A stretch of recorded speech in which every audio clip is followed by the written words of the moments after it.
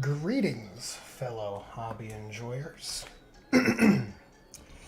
We are back with another hobby stream, and this time I swear I'll be edge highlighting this Space Marine champion.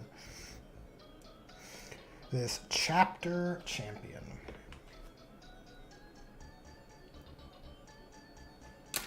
The colors I'll be using will be Ogryn Camo mixed with a little bit of Toxic Mist, which is similar to Citadel's Gauss Blaster. Fairly similar, reasonably so. Reasonably so.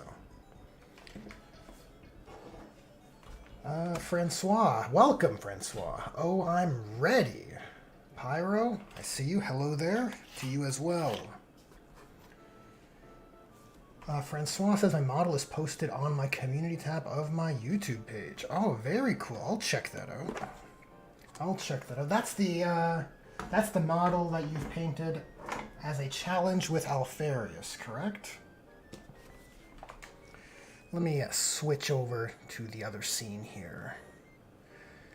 There we go. Okay, get out of studio mode, and I think we should be good to go. Should be good to go.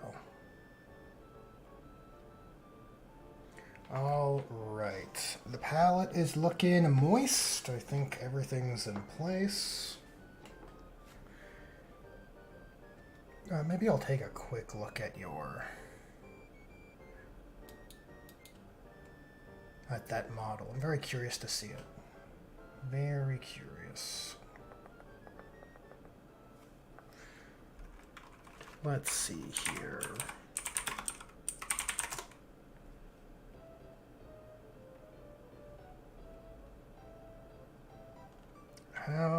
What is the easiest way to get there? Probably like this. Perfect. I don't think that's going to muck up the stream either. Oh yeah, that's a nice Lamenter. Oh, that came together well, dude. He's holding his helmet. It's got a good narrative to this piece. With the back banner, which is always a plus. Always a plus in my books. Pretty good. Pretty good. Okay, let's tab over. How do I get there? You should be able to click on Francois in the chat and then get there.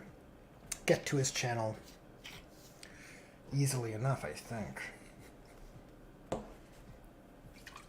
Okay, so looking at the chapter ancient, or chapter champion here, he has some edge highlighting, but the core of his body, as well as the bottom of his greaves, lacking a little bit. The black parts of the armor seem to be mostly... They actually seem to be done, pretty much. So that's good. And that is a plus. Very cool. Very cool.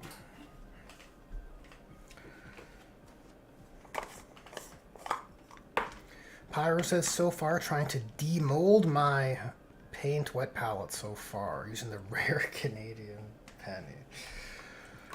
I've never had to deal with a wet palette molding situation, but it sounds like a big old problem.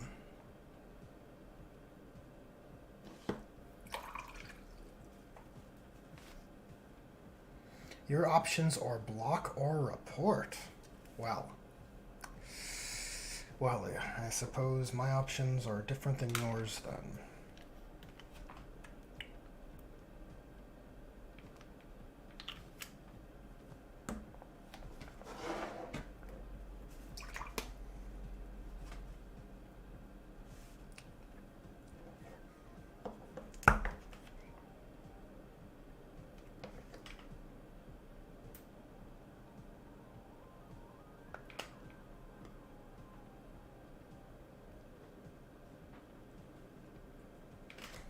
Just mix in a bit of that blend to see if I can commence the edge highlighting.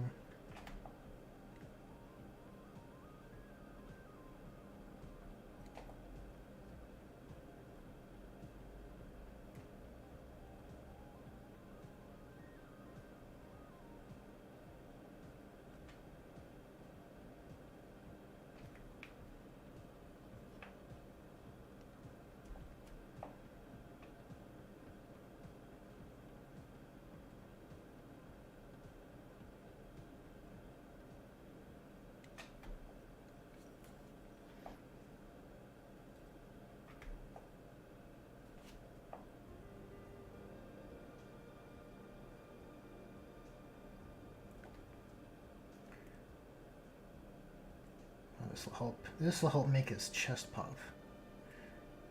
Most certainly.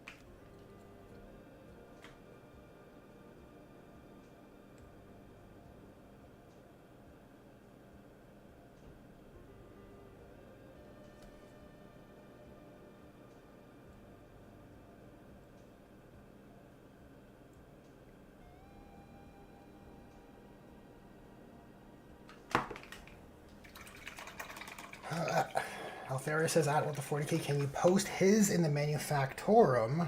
So I can see it. Yeah, I should be able to copy paste that easily enough for you, Altharius. Give me one sec.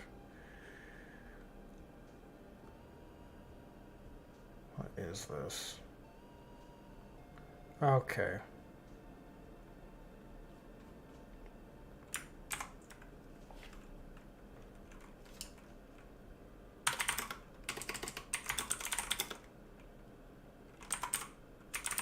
Oh, that's right. Not mine. Belongs to Francois. There you go. There it is. Don't say I never did anything for you, okay, Altharius? The things I do for chat.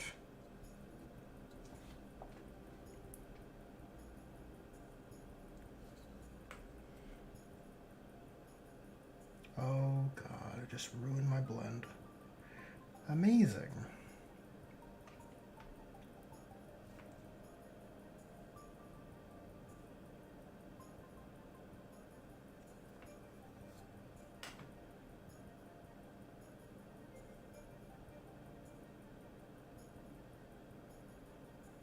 Well, I mean, since we're cleaning up, might as well just continue being sloppy with the edge highlighting.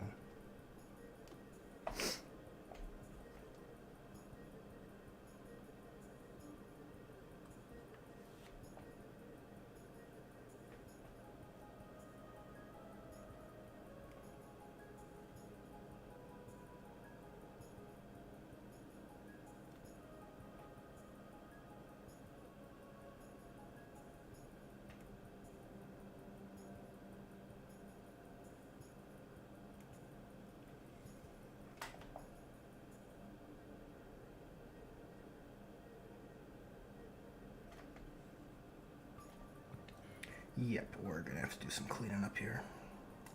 That is for sure. Maybe I shouldn't have started with this guy. Maybe I should have warmed up on the other members of the honor guard first.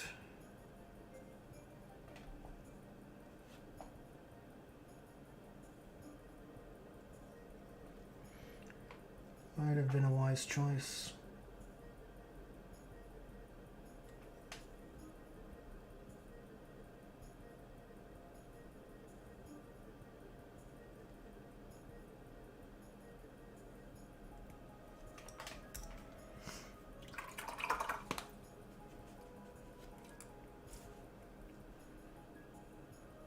I still have my armor blend on the palette here, so let's see if we can clean things up a little bit.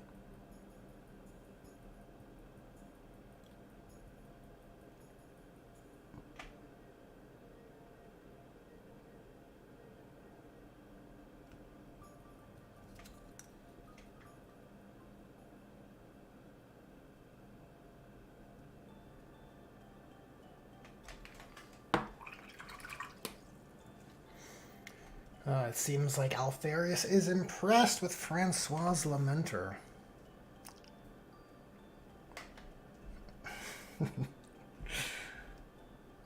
Yeah, Francois says, gonna steal a peek before submitting yours. Yeah, that's my assumption as well.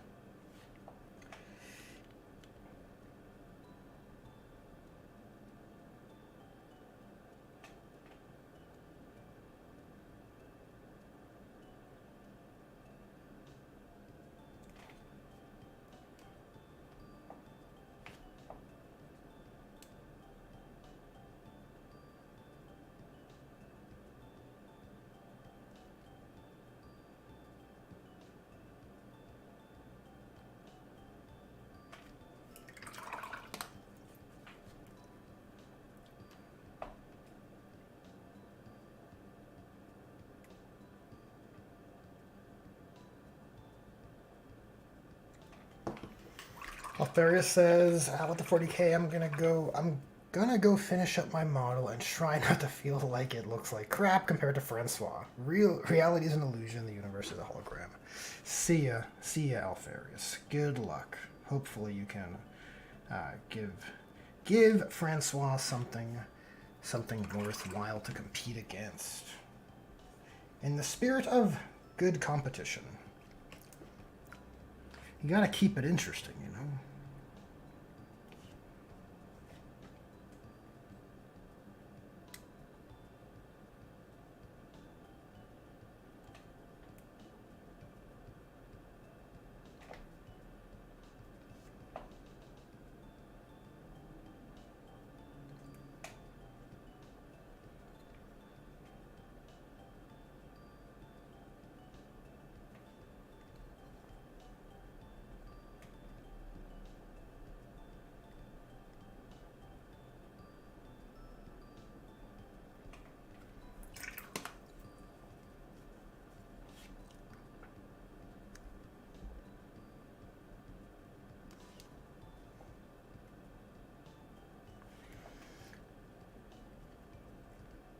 I wouldn't trust what Altharius is saying. It's probably just some Alpha Legion misinformation, just to lower our expectations.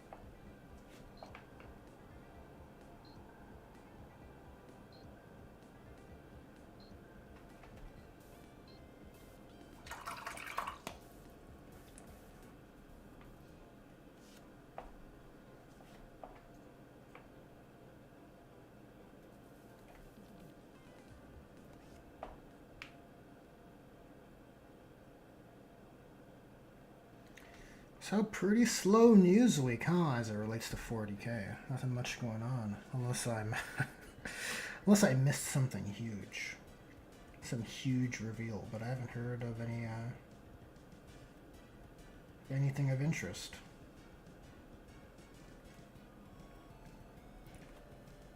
Which, in a way, is kind of appreciated. I mean, often it feels kind of crazy, the pace at which GW releases product. It's like difficult to keep up with anything. Like when Age of Sigmar, what are we now, 3rd edition or 4th edition? When the new Age of Sigmar came out earlier this year, there were people in my local club, they're like, oh, do you wanna play? Do you wanna get into it? You wanna get a Vanguard Spearhead box? And I was like, I don't know. I just feel like it's too hard to keep up with so many different gaming systems. So I did not. And lo and behold, like immediately after, it was just like more 40k releases. It's you're getting pulled in too many different directions, I feel, most of the time.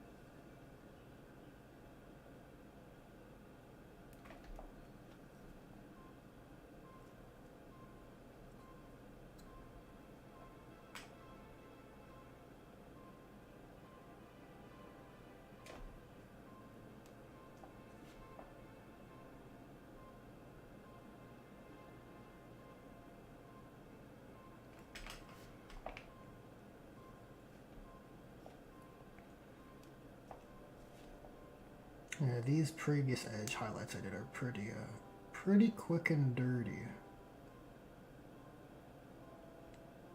But a little, dare I say, sloppy.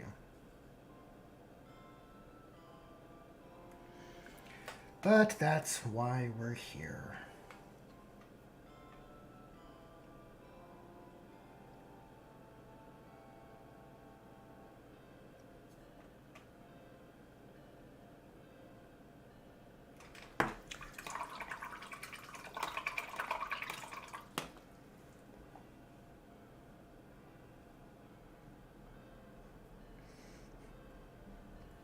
Francois says James Workshop seems to be laying low after Nipplegate.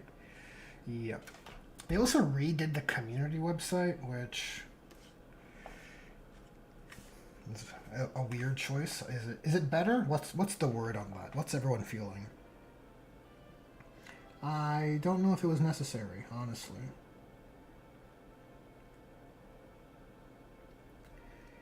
Is it new and improved?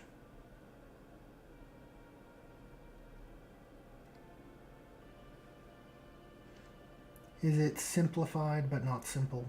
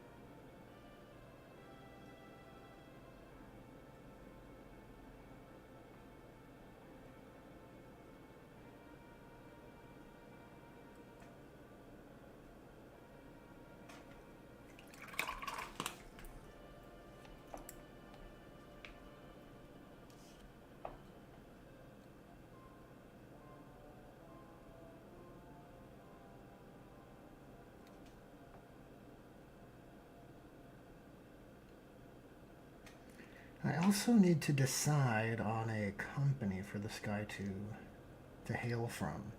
Essentially, a color accent for this knee pad is what that means.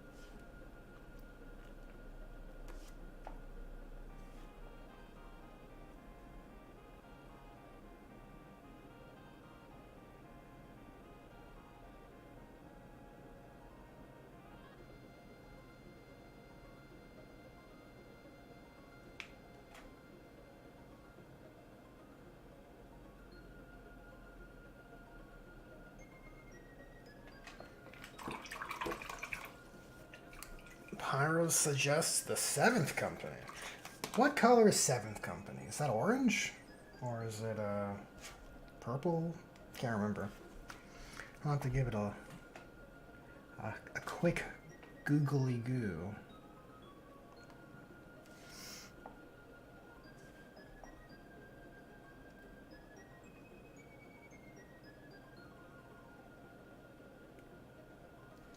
But maybe we'll go with 7th. I'm pretty sure none of the other members of the Honor Guard are in 7th Company, or have the 7th Company colors.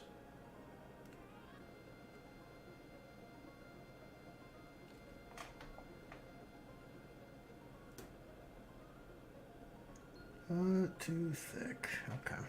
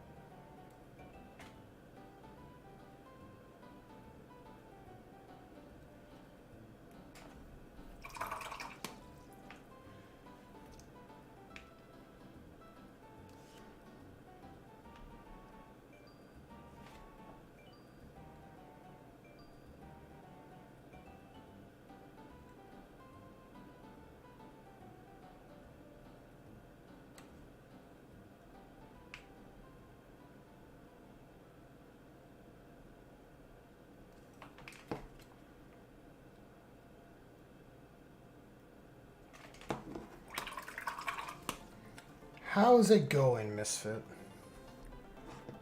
How's it going? What's on your hobby desk this evening?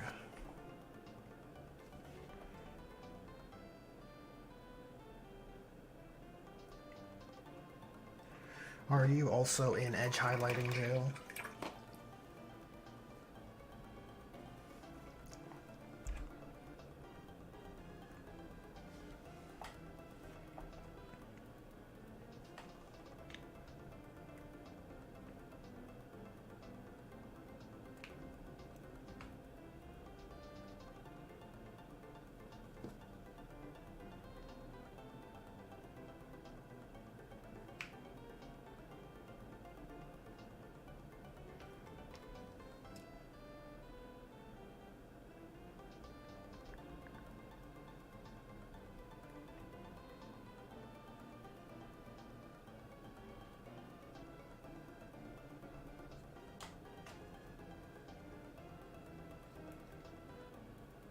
Alright, this guy, just his core.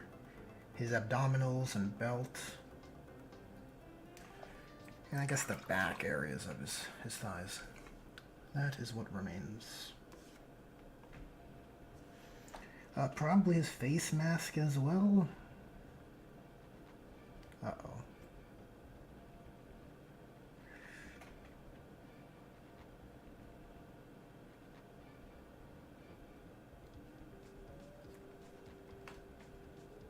I feel like his sword's gonna break. The glue point is on his list, and I think it's become a little weak as I've been handling the model. So like if it breaks off, don't freak out, chat. It's okay. We have the technology to put it back on.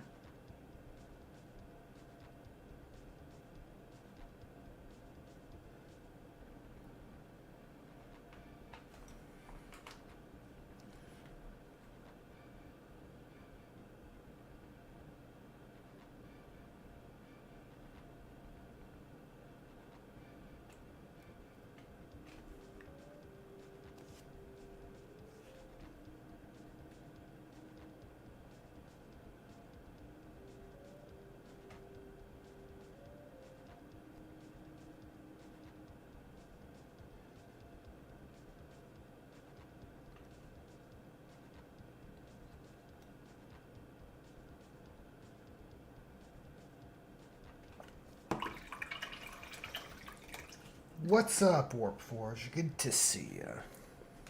Good to see ya. Working on more Night Lords characters by chance?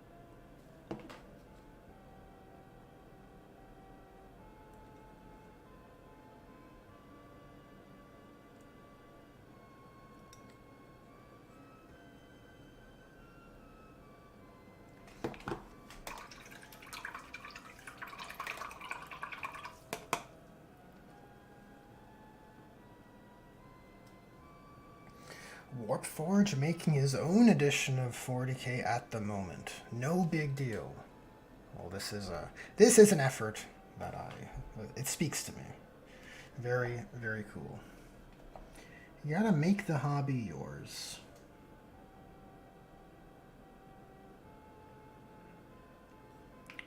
Look, it's our tables, you know.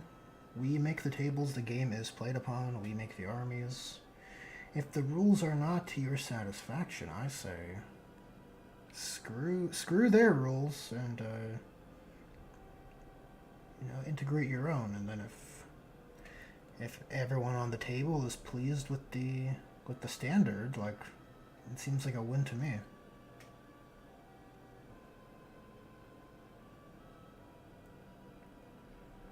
Seems like a big ol' win.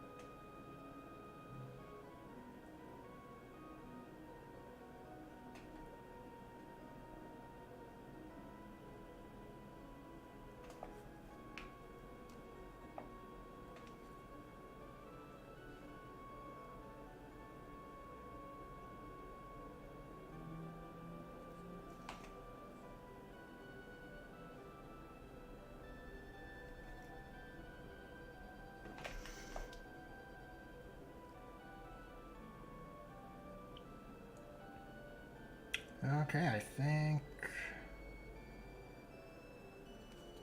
that should be adequate enough for this guy.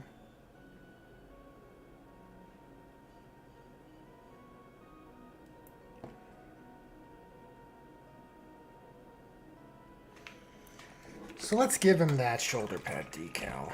That little square or diamond. That diamond pattern in the bottom corner. I just gotta find my knife.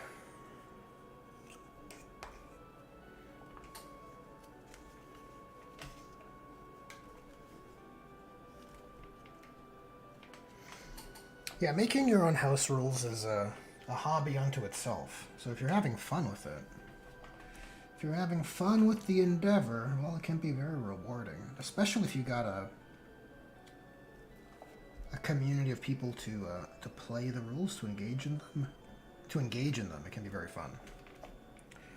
Very fun indeed. We'll do 2 at a time. This is the right shape, right? Yes. Because I have that heavy bolter marine who needs one as well.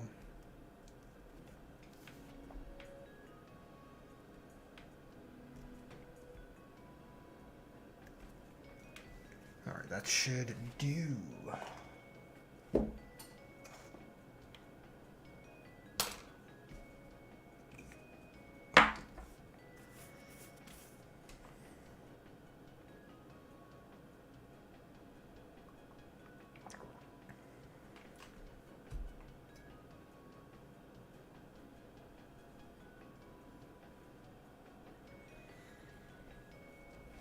Yeah, after dabbling with one-page rules, I have a fondness for what you're describing, Warpforge.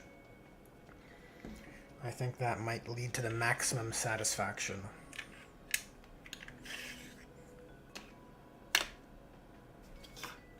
How's it going, James Mackin? Good to see you. Good to see you. What's on your hobby desk? Share with all of us so that we may feed off of the hobby energy.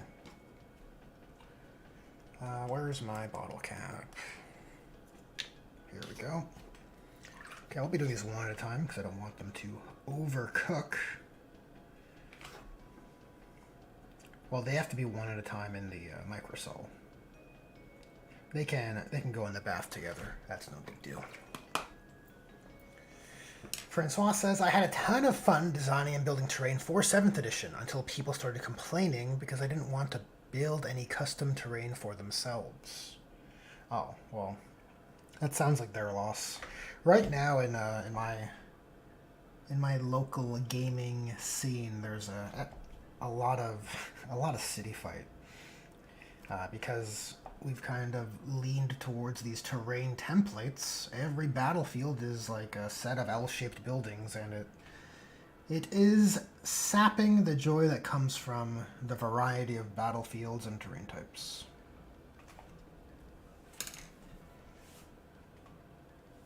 That's for sure. Gotta have those fun, different terrain types. And then different armies can make better or worse use of them. I think that's an interesting framing device.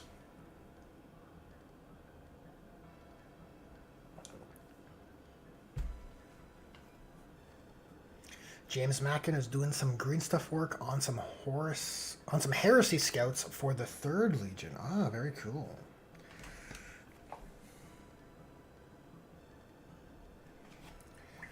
Heresy scouts.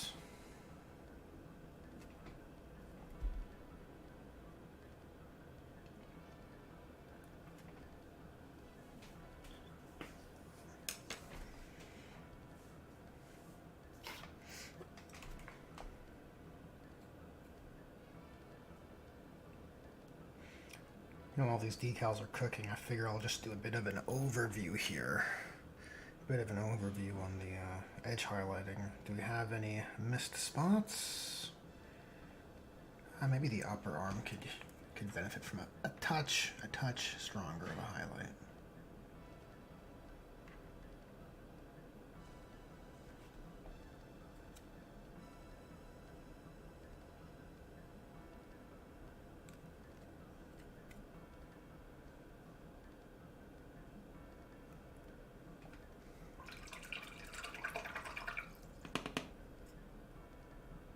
this loose? Ah, the whole arm is loose. That's okay. Eventually, it'll break off, and then I'll have to fix it. That's okay. That is, not the end of the world.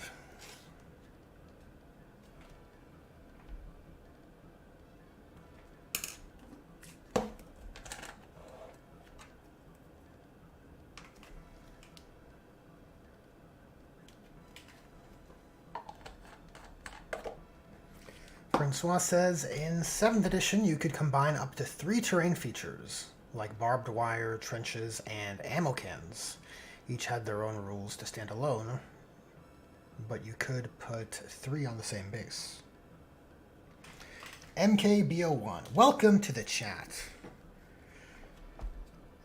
Yo, is that a Monster Hunter reference? Indeed it is. Indeed it is. It is my chapter champion.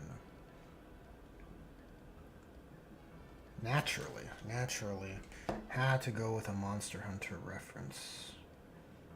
Oh, look, it fits. The decal will fit. I was afraid maybe that metal plate would prevent this. Okay, let's get a bit of... Uh-oh, what was this? Oh, that's a piece of his base. That's okay. My fear was that this was part of his, scale cloak. But yeah, the cork was kind of haphazardly applied. Let's get a bit more water onto that decal just so I can move it around a bit easier and see if we can just nudge it just a bit. Okay, I think that is where it shall sit.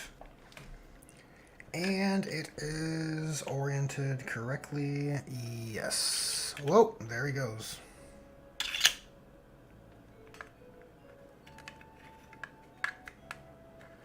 Let's see if I can bring these up for you guys.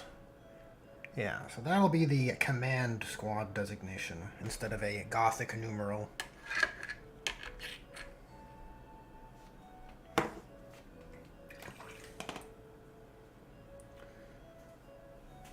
MKBO1 says, hey, Warp Forge, I'm working on Word Bearers right now. I'm gonna give my leader a Demon Prince sword. Oh, very nice.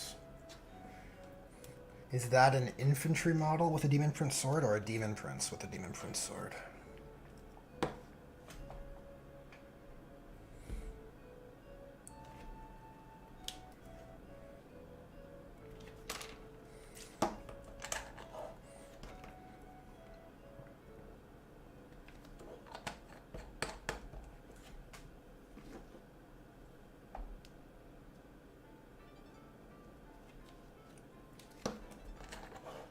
Get a little bit more microsol.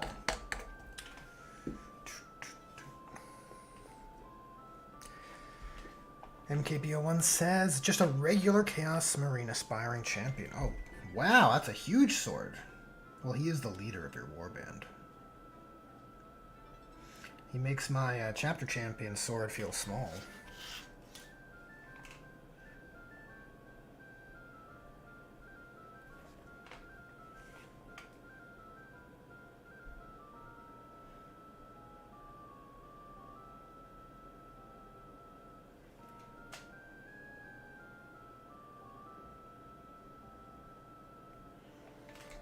There we go. Neat, neat. Okay, look, so we got a chapter champion ready for basing. So that's 3 out of 5. 3 out of 5 so far. We have the 2 Victrix counts as guys. 2 members of the Honor Guard remaining.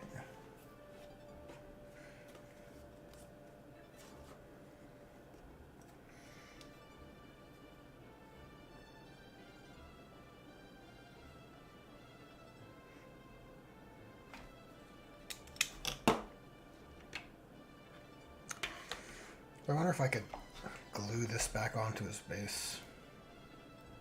That's an extra spiky plinth. Kind of boring work though for streaming. But I feel like everyone's doing their own thing, right? We're just hanging out and hobbying on our separate projects.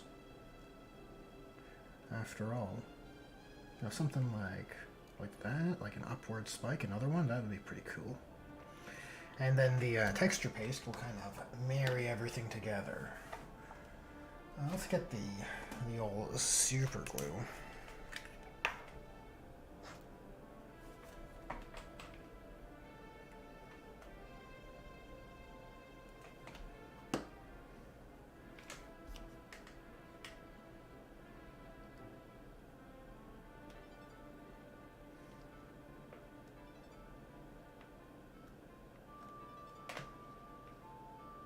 Yeah, something upward pointing. That's what I want.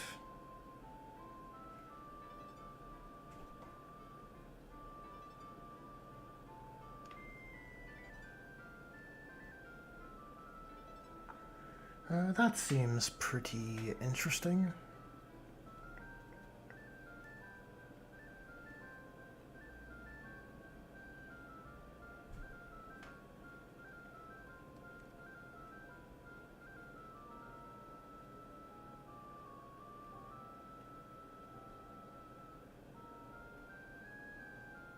Alright, cool.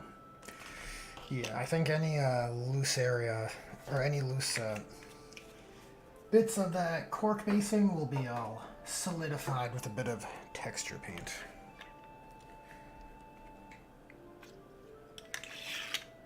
Alright, so that is those three ready to go. Ready for basing. Nice. We're making progress, sure, slowly but surely.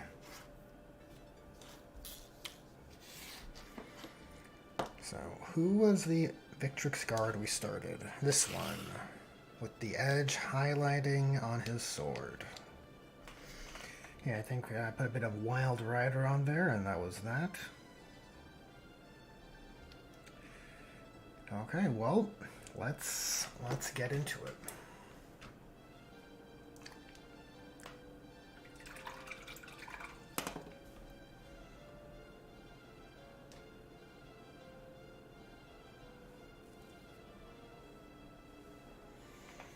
Francois says, by the way, almost my entire Lamenter is painted with apple barrel craft paints. Wow, that is also impressive. Also impressive. Quite the flex.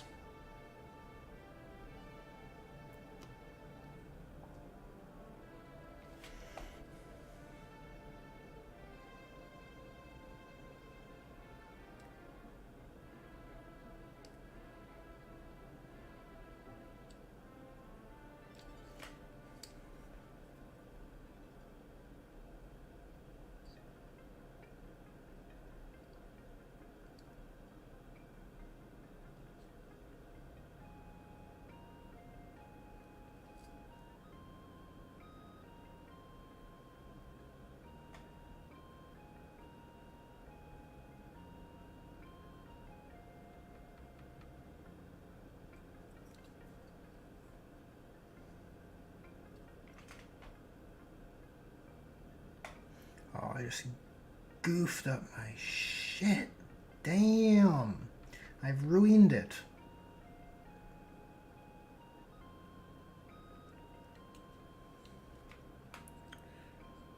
How embarrassing. Well, look.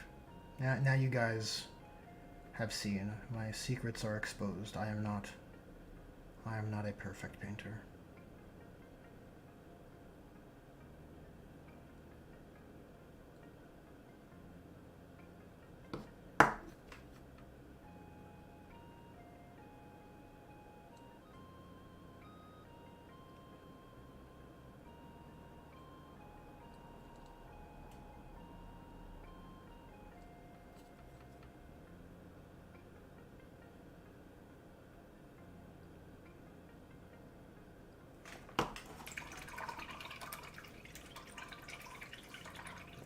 MKBO1 says, I'm debating on having the sword look like it's floating near my aspiring champion to sell the We Hang Out with Demons vibe.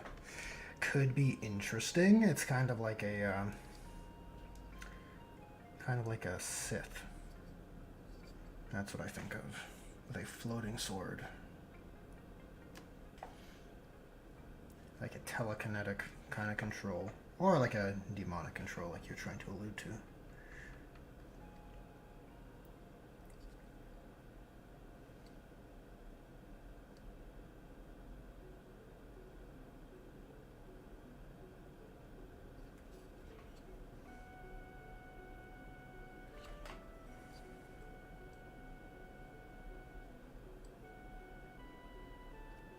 A Demon Prince's sword would be like a holy relic for a word bearer's warband. Like a supremely cursed artifact, right? That's pretty neat. You sacrifice a whole planet just to summon it. There's some fun, creative room in there, that's for sure. Could make for some cool house rules, just saying.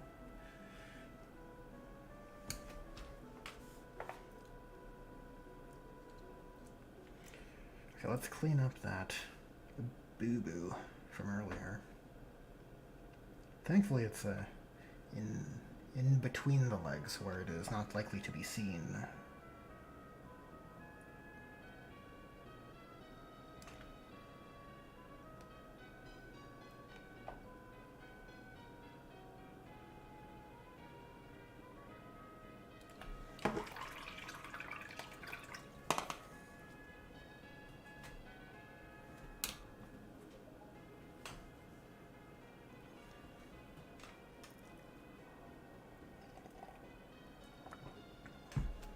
Oh, absolutely, Francois.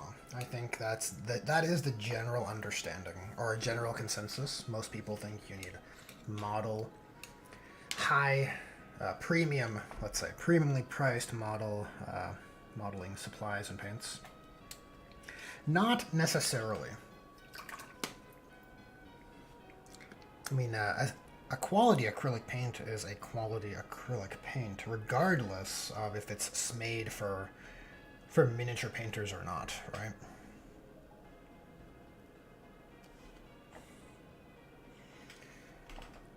My friend's buddy, well, I guess he's my friend in a way, but he paints with just acrylic tubes.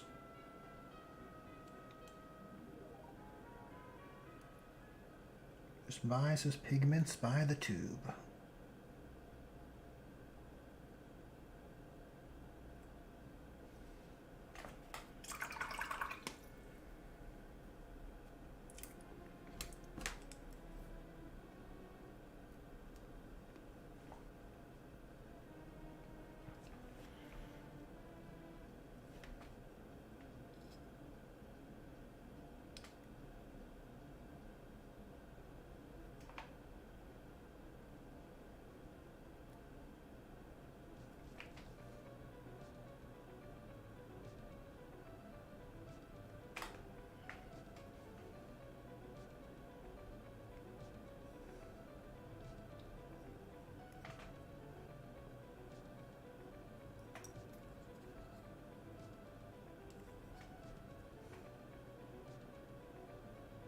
Here's a question for chat. What are these pieces above the knee called? These phalange pieces that I'm painting right now. Like a gorget for your knees. What's that about?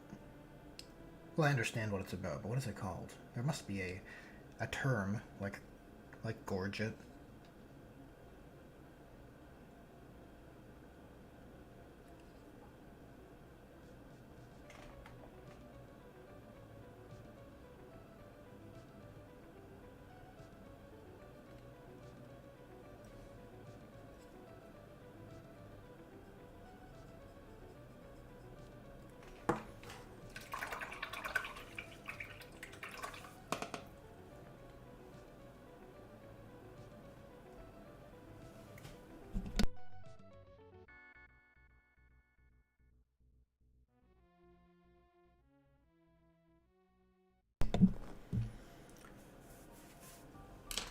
MKBO1 says, that'd be metal. Don't get me started on house rules. I'm working on a Blood Axis Orc detachment that lets you deep strike tanks and anything.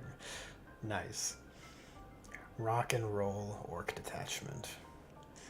Pyro says, would you do it that you deep strike from bush tokens? Like Stompa was hiding in a bush type joke. Nice. Yeah, you know what? The Orc Codex is, I think, widely considered to be one of the better codexes in 10th edition. But I was still kind of bummed out that there wasn't really a detachment for Blood Axes in there. You're kind of stuck to playing a Goths detachment. There's a stratagem or two that is a little in the spirit of Blood Axes, maybe. But that's about it. Kind of a shame, because as a Metal Gear fan, like I painted that one Big Boss, War Boss model, because at a point in time I was considering making an Orky or a Metal Gear inspired Orc army or collection of sorts.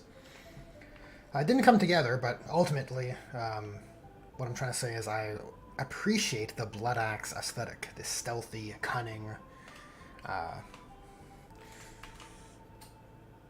but brutal type of orc. Yes, I think that's how they are classified. And it's a shame that there isn't a dedicated Blood Axe detachment.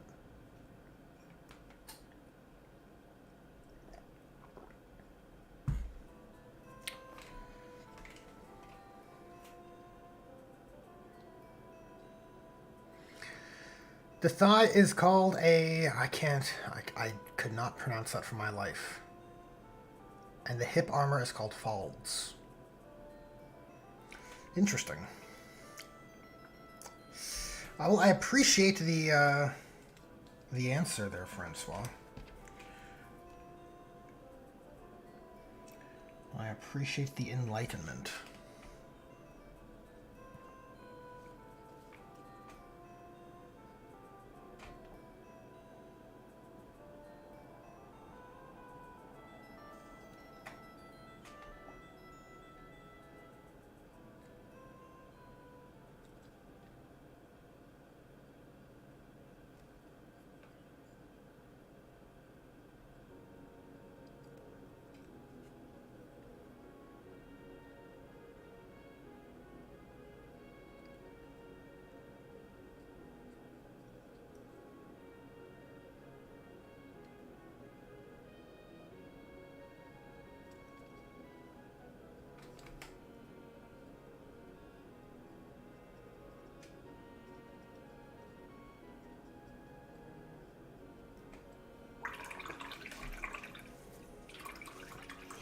MKBO1 says, Sam, I want to be sneaky gits, but like a silly rule, imagine precision, but only in combat. Yeah, I think there's a lot of creative opportunity for a sneaky, wink wink, nudge nudge, stealth type of orc detachment. I think there's good design space there. It's a shame. It's not really provided for. James Mackin says, I've got a Doom Rider in the works. Oh, wow. I don't think attempting to transfer his rules into the latest edition will get much pushback when one of his rules involves the possibility of vanishing the same turn he appears. I think you can make it work. Look, there are units that come off the board at the end of the enemy turn, right? And then at the start of your turn, at the end of your movement rather, they're set back up. I think it's fine.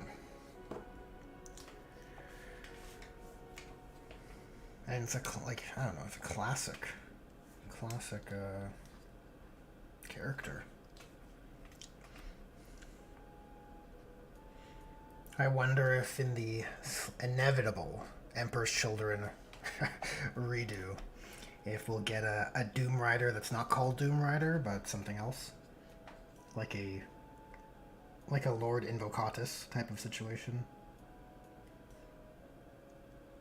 I wonder.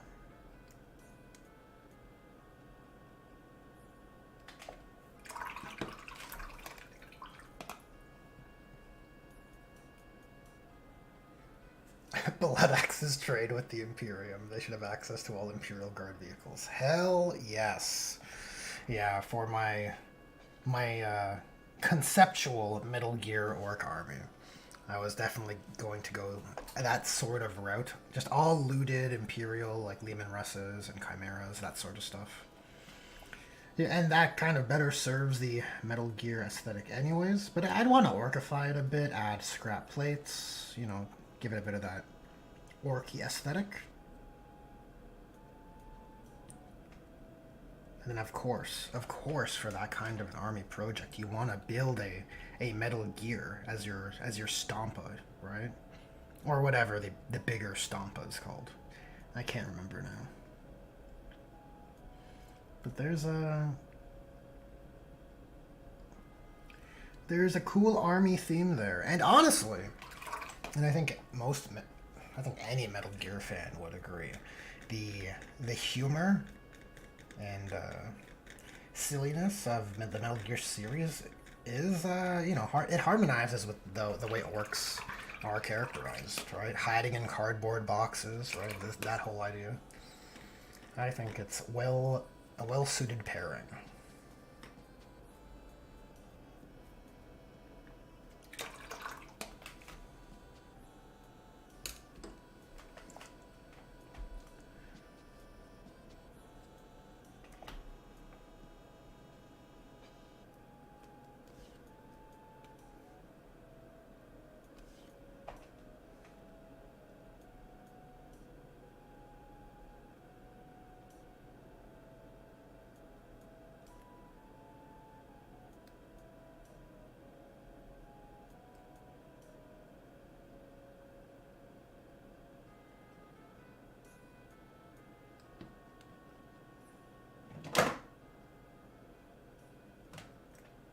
What was that? Is that a ghost? I don't know if you guys heard that, but something moved behind me.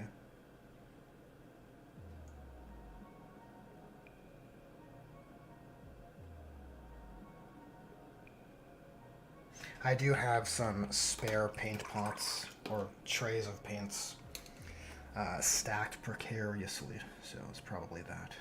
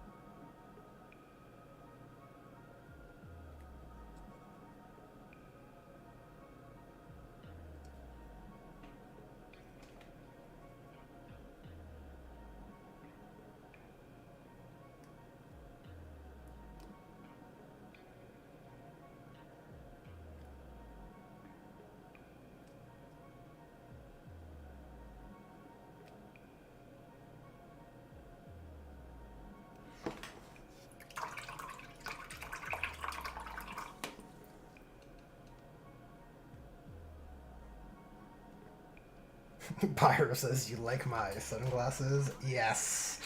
Love it. Love it.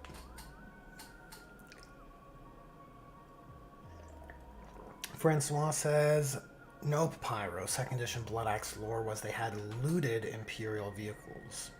All stats the exact same as the Grud version, but with Orky ballistic skill. Oh, that sparks so much joy in my heart. Those kinds of rules writing, like that those game mechanics sensibilities are they're so wholesome. MKB1 says, I have a cardboard Meganob's grot. Nice. Someone also designed Snake as an orc. Oh, well, yeah, it's a pretty, I think, obvious connection. I mean, I don't mean to belittle it, because I did the same thing, right? I think if you're a fan of Metal Gear and you see the humor of orcs and you see commandos, I think it kind of, that's where your mind goes. And it's much cooler than, like, a Metal Gear Solid based Space Marine chapter, in my opinion. Because then you can't flex the humor as well. James Mackin says, I expect the old Jess Goodwin sketches will be a big inspiration for the Emperor's Children range, with Doom Rider still living head stuck on Shagoris. Who knows if they'll do anything with him. Maybe. You know, demons can re-manifest, right? It wouldn't be their most egregious retcon, you know? It's probably okay.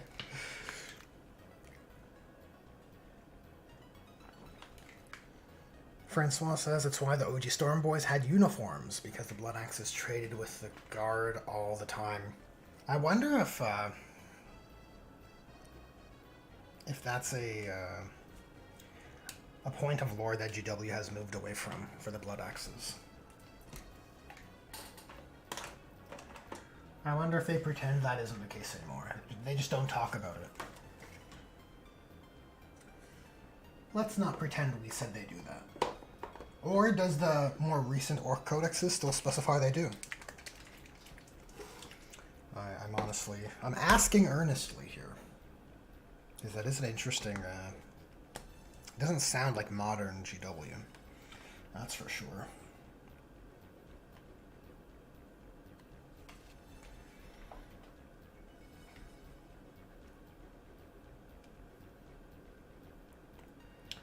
Just trying to blend up a little bit of a green here.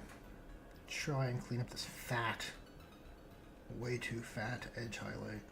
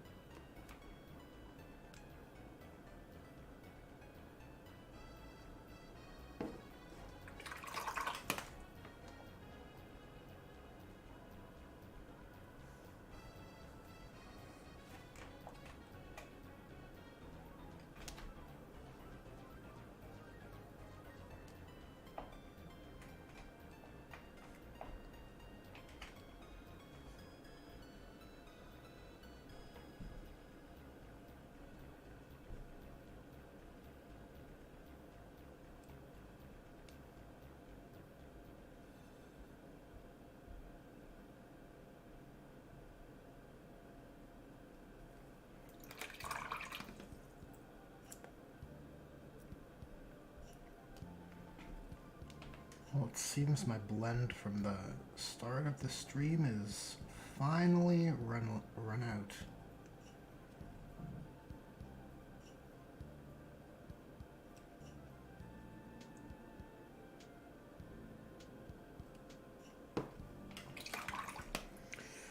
Let's get some more Toxic Mist and Ogryn Camo on the palette.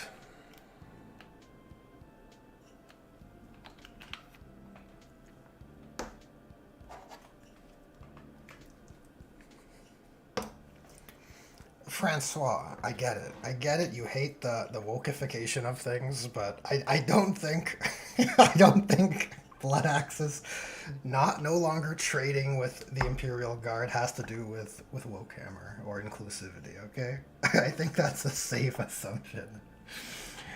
Does that follow? Does that track? I feel like that might not be the best place to raise this point.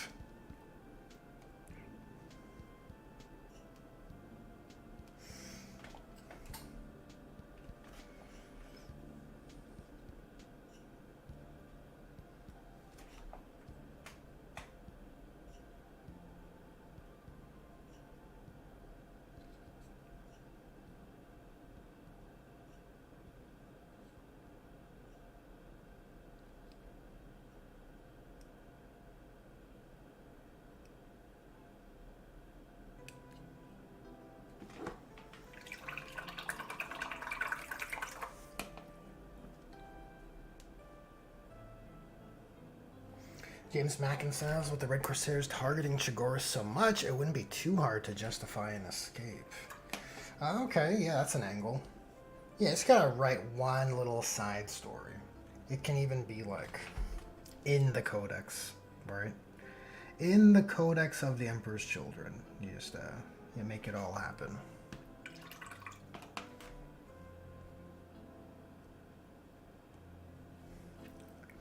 Have I seen the OG Storm Boys in their Nazi uniforms? No, I have not. I have not.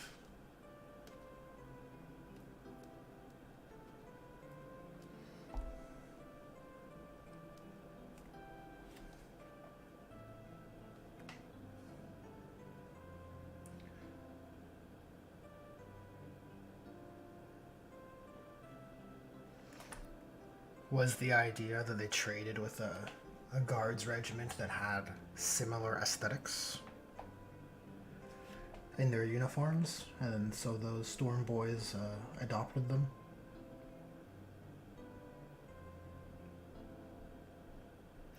I feel like it'd be ridiculous to have the same uniform fit a guardsman as an orc, right?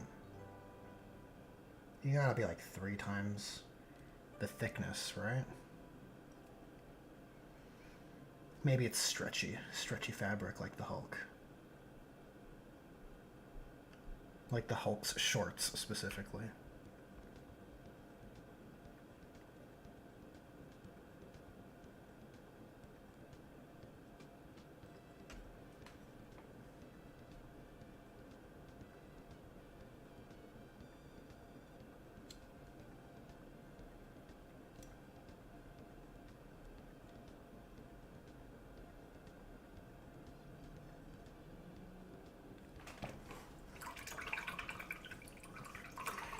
Yes, but the Storm Boys also had Kaiser helmets. Lebo, welcome to the chat. Just saw your message now. Oh no, they took away her Nazi models. Whatever shall we do? Ah, I love it. That's so funny. Whatever shall we do? Yeah, it's not. I don't think that's the biggest loss personally. It could be. It could be that it's hard to maintain a setting with particular orc cults that have trade relations with the Imperium, when that would be so so frowned upon, right? I think that might be more likely for the lack of trading. Seems to, I don't know what you guys think of this, but it seems to better fit the setting overall if they do not.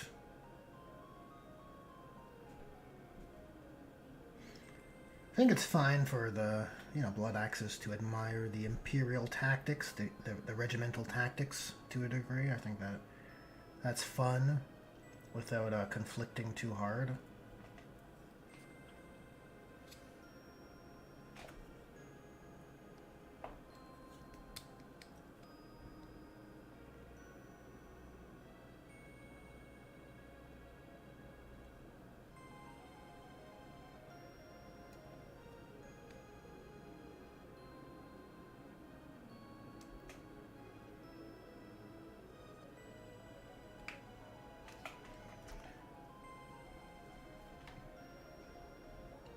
Alright, let's try and get the other lip of this thigh plate. It's a bit thick, but I think it's, from the angle you'll see the model. Actually, I don't think it matters. Don't think it matters all too much.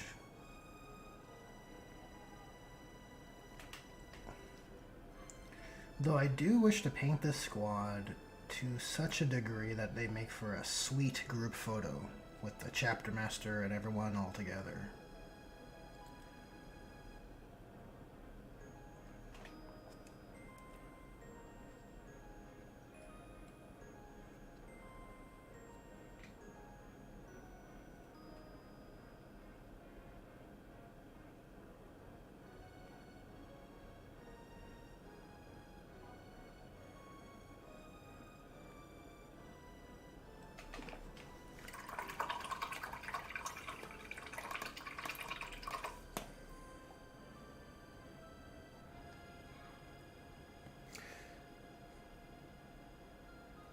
James Mackin says, I think it, along with the separation of Heresy units from 40k, is just corporate wanting to be able to keep a record on sales for each system and army without having to account for cross-army buying. Yeah, that's quite possible. Yeah, you know what? There's probably a bit of that as an incentive. I similarly framed it from a corporate point of view with the Legends of the Horus Heresy choice to discourage the use of Heresy purchases for 40k. And I concluded that what may be a driving factor is just the ability to keep stock and support the product for the game systems you're trying to push them for, right? If all the 40k people are buying Heresy units, then the Heresy people can't really buy them as easily, right? I think that might also be a factor, a practical one. And we know GW doesn't really care to keep their inventory available for purchase. They're much more interested in having things be available and then having them be out of stock. Like producing just enough to sell out, basically. And that seems to be the trend with... I don't know, you can see it across all sorts of armies and game systems, I'd imagine. For sure in 40k.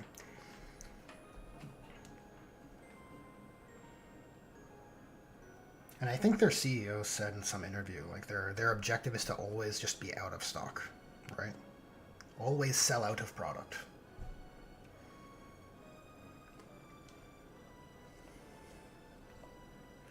I heard that somewhere, and I'm just repeating it, so it could be fake.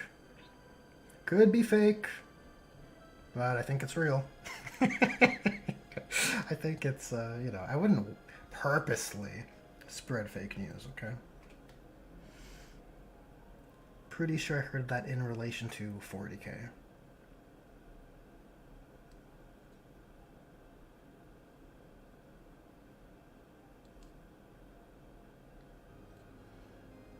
Or in relation to Games Workshop, rather.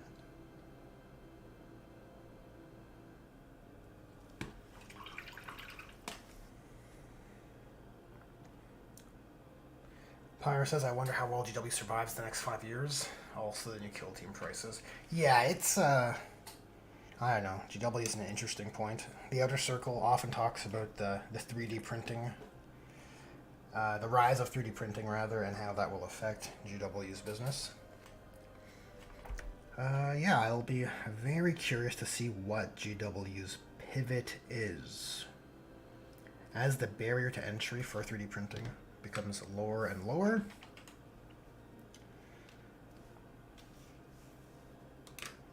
it'll be interesting, that's for sure.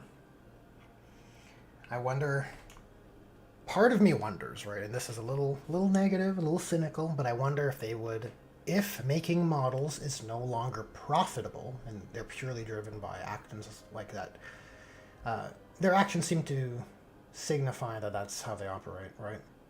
And they're a publicly traded company, all of that, which kind of supports this idea. But I wonder if making models was no longer profitable, if they would just be an IP licensing company, right?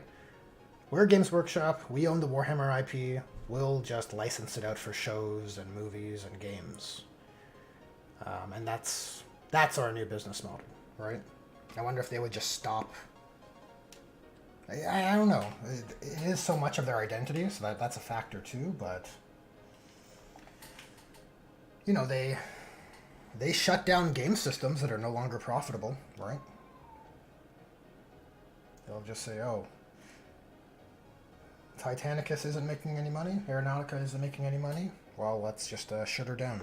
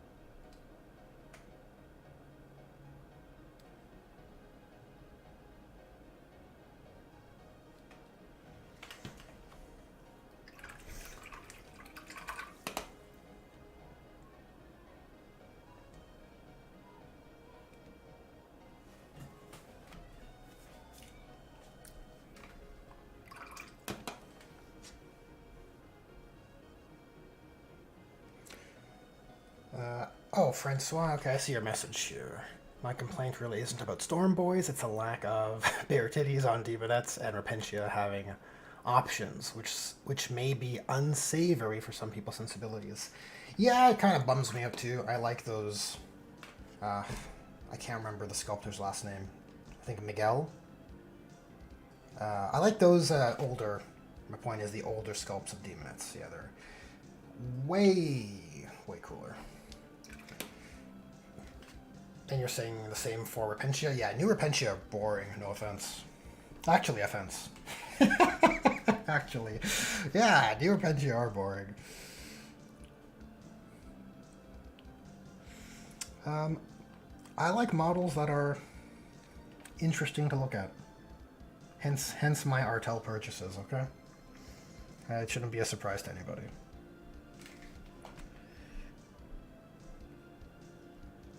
So I am with you. I am with you on that.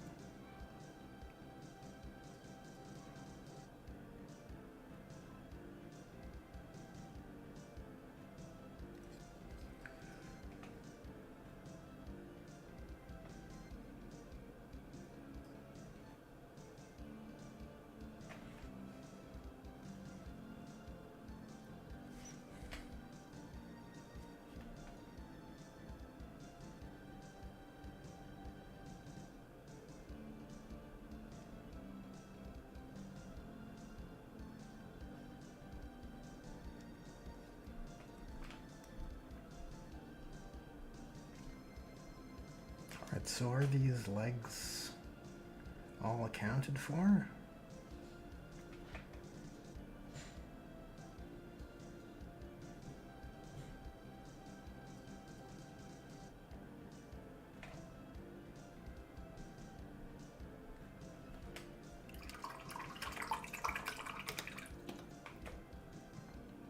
I think so. Let's check the knee pads on the champion. In case I forgot. Yeah, looks like I did. Oh, right. And his knee pad. And his knee pad. What were we talking about? He would be from the 7th company. Well, what color is 7th company?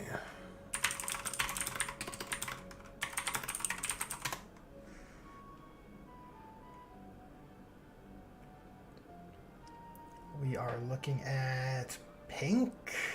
Am I seeing this correctly? Like magenta.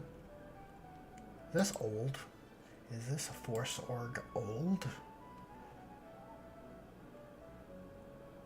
No, 7th is purple. Okay, we can do some purple. I got some purple colors. Probably could make use of a contrast, honestly.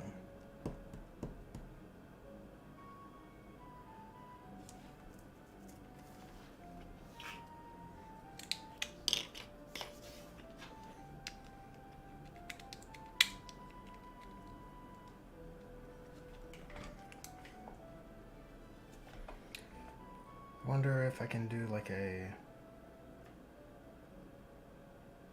I want to do some sort of different shape. Maybe a wedge. Kind of like that. Okay, so I have Volupus purple. Oh, it's Volupus pink. It's not very purple, in all honesty. So maybe it's not worth using that. Maybe we're better off using my alien purple for the brighter color, and you know what? I think mixing that with Volupus pink might actually be okay.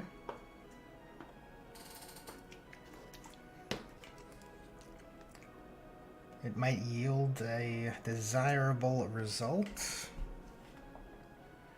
But let's hit this knee pad here.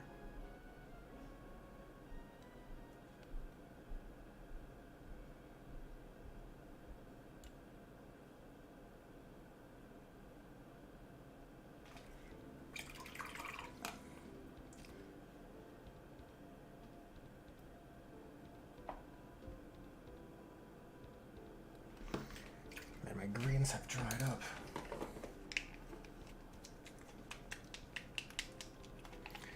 Francois says Juan Diaz. Ah, yes, that is the sculptor who I was referencing for the older Demonettes. Thank you for providing the correct attributions there, Francois. Very much appreciated. I feel bad. I feel bad not to pay reverence to that awesome artwork.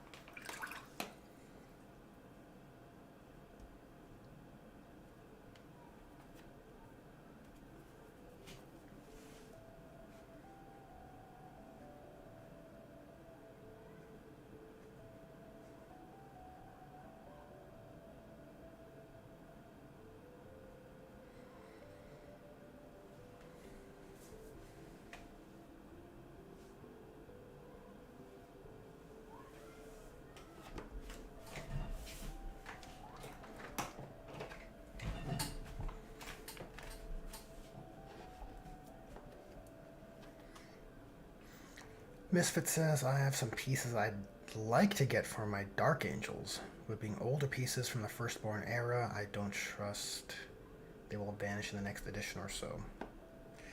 Yeah, probably. They'll be Legends and then unsupported from there. Unfortunately, Legends, like GW doesn't actually give Legends the reverence they deserve. Regrettably, yeah, Legends units should be well taken care of from a rules point of view.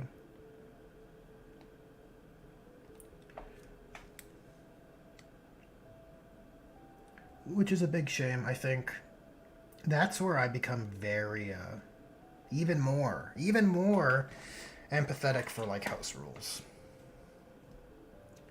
Because it's like, yeah, these are the things you've, bought, painted, realized, added to your army. All the effort went in, and now they're no longer accounted for by the system which incentivized you to do all of that, which is gross in my opinion.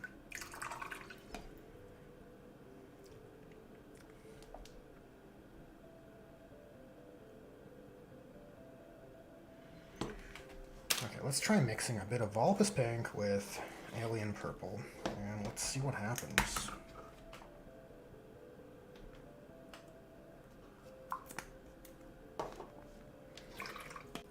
Will it blend? Pretty sure it'll be okay.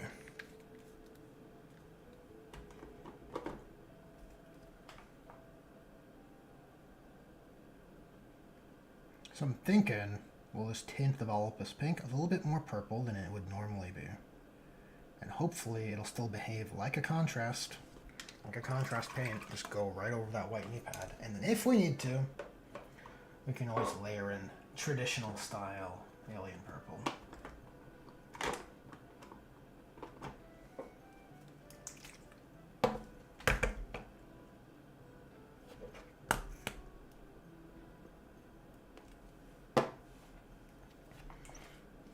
So let's see here. I want like a wedge.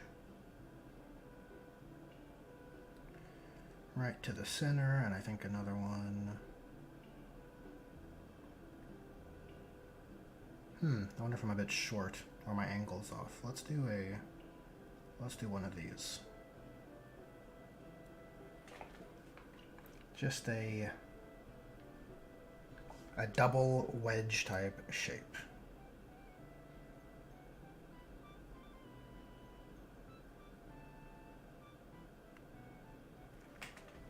and just sort of fill that in.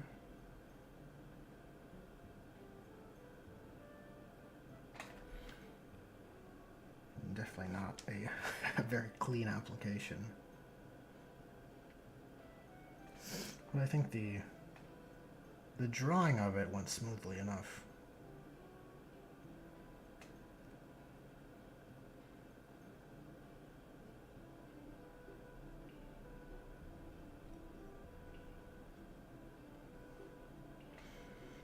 I think it looks fairly interesting.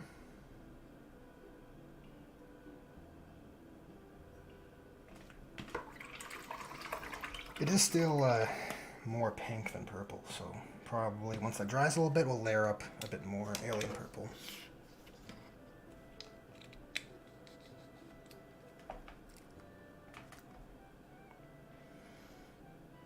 Okay, so I think with regards to the green edge highlight on this guy, we're ready to move on to the upper body, which is always more fun.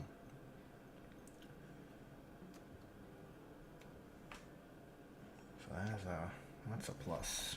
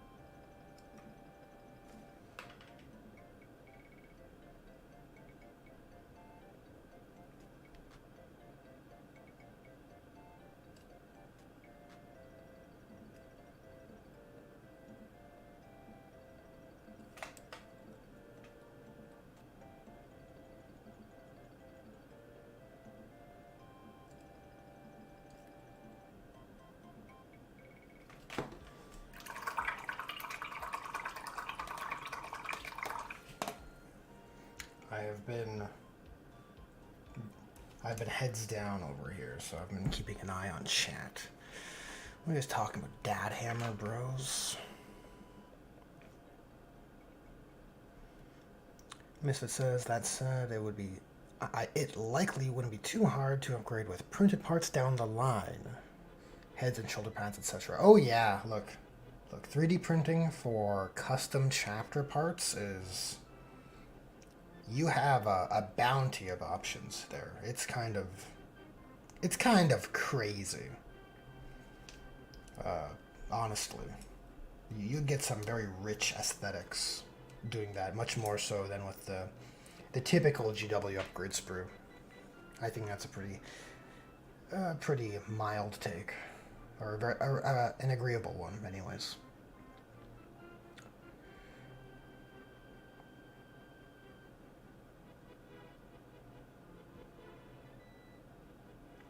Misfit says, so, do you have anything planned for October? Well, for the start of October, I posted my October model from last year, my Big Boss War Boss, on Instagram. Just as a, just as something to post, honestly. I'm trying to post more on Instagram as of late. And, October's a good excuse to post a model I was quite happy with, but I felt didn't really get the attention it deserved, in my opinion, right? You post a Space Marine and everyone likes it. You post other factions and people are like, oh, what is this? It's not what I like. Yeah, it's, that's my read of the landscape, anyways. For October, I have another character kit bash that was supposed to go with the Big Boss War Boss, a Psycho Mantis Weird Boy. And it's already built and sort of painted, like at least a base coat of skin, if I'm remembering correctly. So maybe, time permitting, I'll, and if I'm in the spirit of October, maybe I'll do that Psycho Mantis Weird Boy, because I think that's a pretty fun conversion, honestly.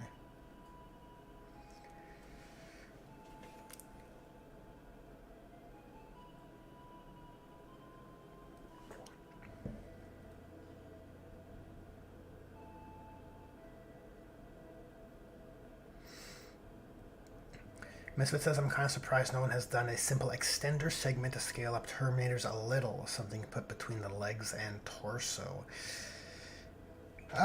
Yeah, I think the issue with doing that for firstborn models is then you get a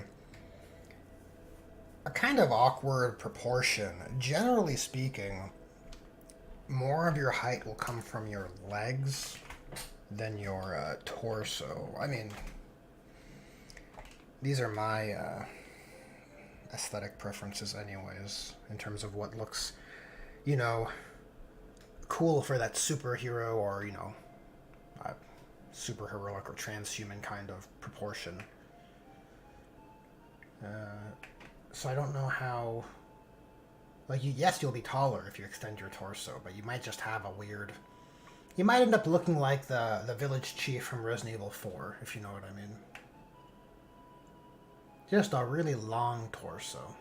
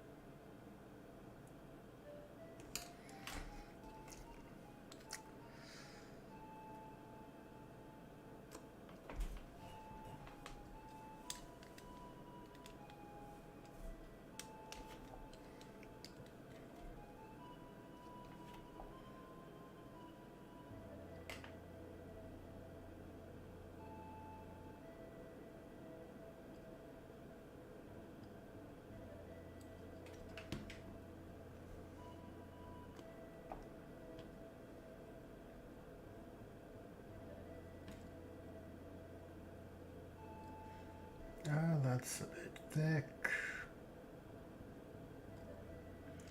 Yeah, that looks funny. It looks... it looks funny.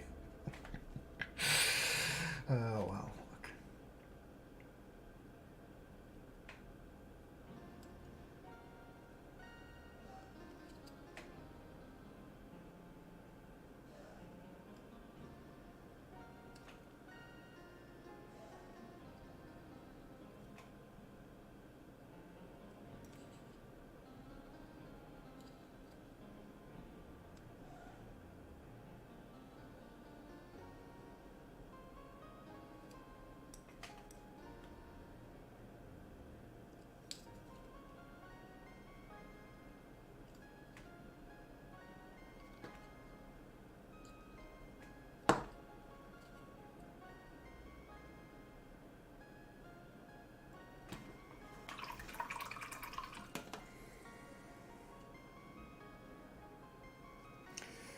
Francois says I'll do a Xeno for October, but it won't be orcs. Hey, why not? Why not? Should paint a slain orc for October. I might end up doing that too. We'll see. We'll see. I want to see these the command squad through for sure before I get sidetracked with another. You know how I tend to be, guys. Okay? I tend to get sidetracked from project to project. So let's try and stay true, stay on the path. And then once the command squad is done, we'll see about maybe doing a Psycho Mantis for orcs. Or I might paint another aspect squad and then maybe for October's end do the Psycho Mantis paint. Paint project.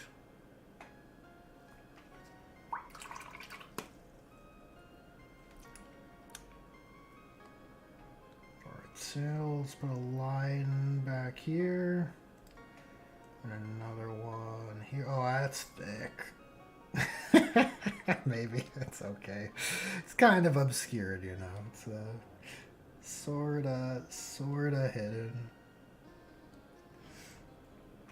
Just the thickest of edges. He's got that 2-up armor save, you know.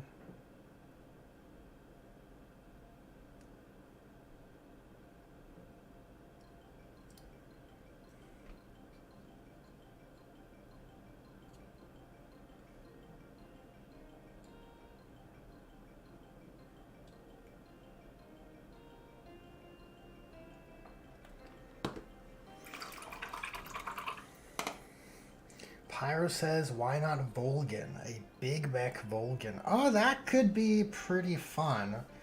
You know, he's got the shock attack gun. It's kind of in the spirit with his lightning powers. I see what you're pointing to. I do have an Artel Big Mech who's absolute. I didn't know how big it was when I ordered it way back when. It is huge. Huger than my Big Boss War Boss, which I don't love, right? Because the model I used for my Big Boss was, I think it's their, crap, what's the orc character, the named orc commando character?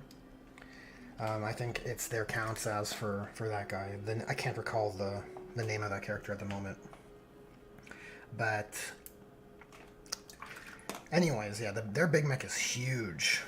Absolutely huge. I don't love that he's bigger than my Big Boss. But another character could be converted into a very tasteful Volgin Big Mech with a shock attack gun. That could be fun.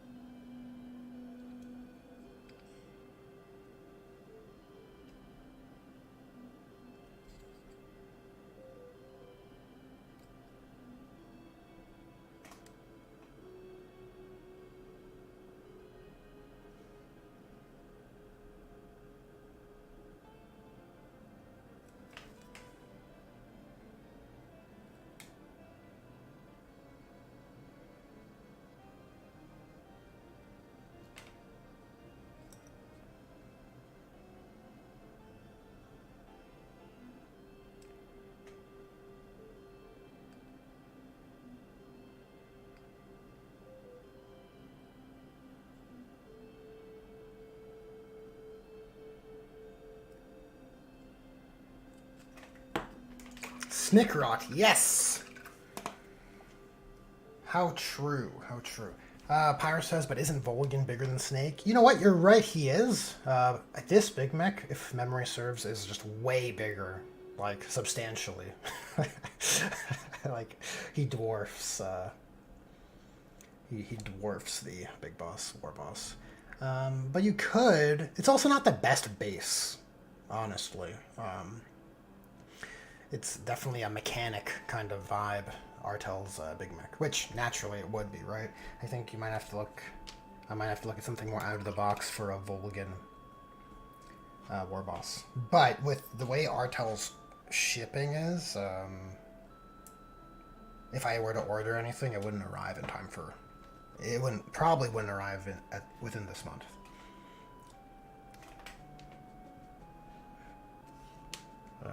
That's just the reality of I think their logistics.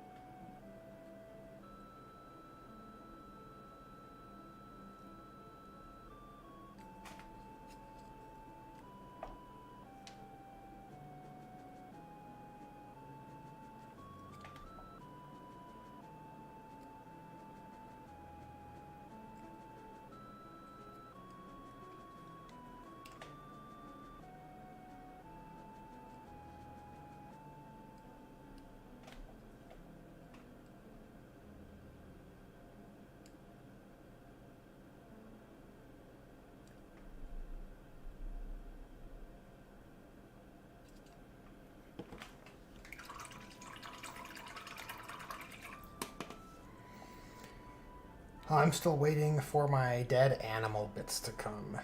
Like, it's been a year, I think. From which manufacturer? From Martel? That's kind of crazy. The most I've had to wait for an Martel thing is like maybe 3 months, and even then, that's like, that is long. But waiting a year is kind of crazy. That's like Kickstarter.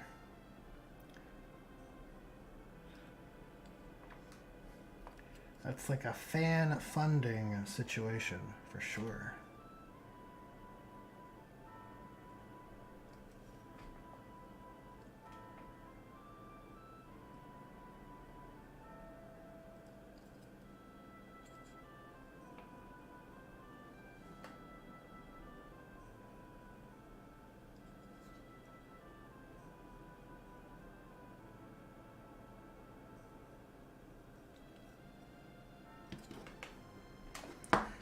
Oh, it's too much.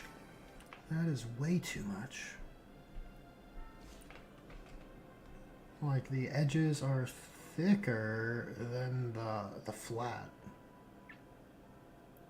which is no good. Not good at all.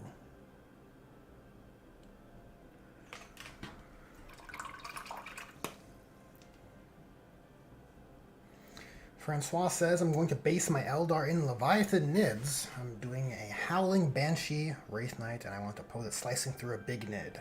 Which Leviathan Nid should I choose? A Wraith Knight.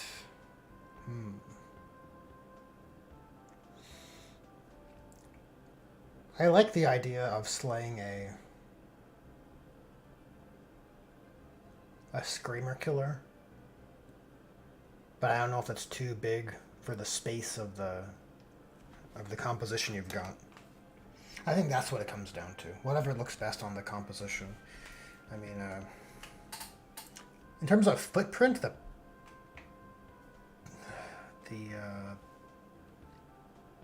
was gonna call it a pyrovore, but that's not what it is.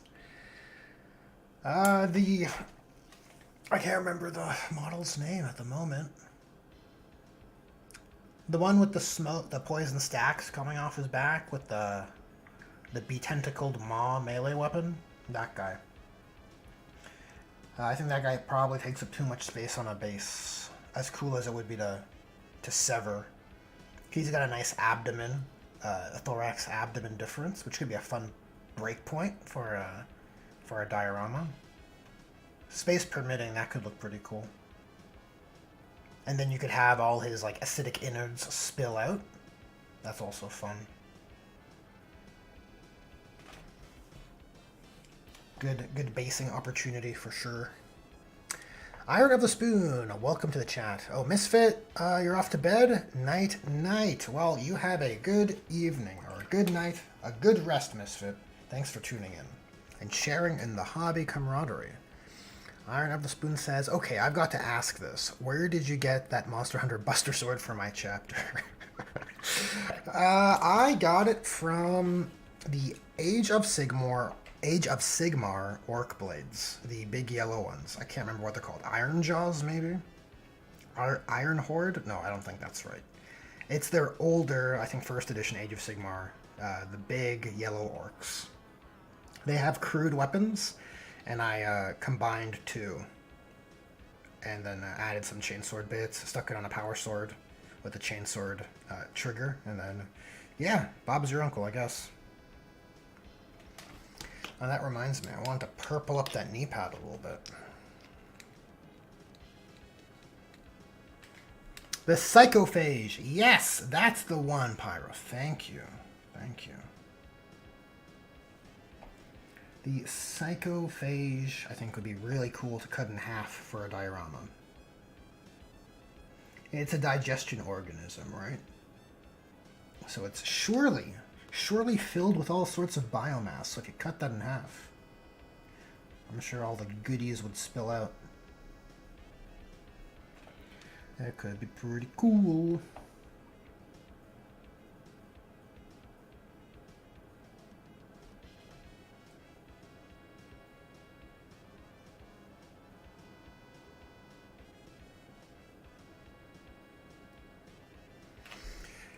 It's looking a bit more purple. I'll let that layer dry before doing another one.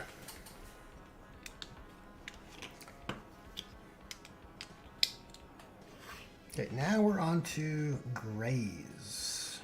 The gray parts.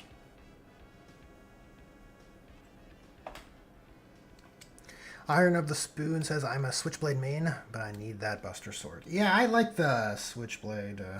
Well, Great Sword has a spot in my heart from the old game, too.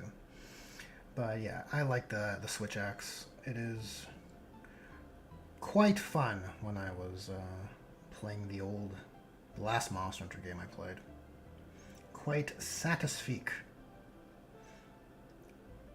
But that 3 layers of charging with the greatsword, nailing the timing, getting it all to line up, that is also chef's kiss satisfying.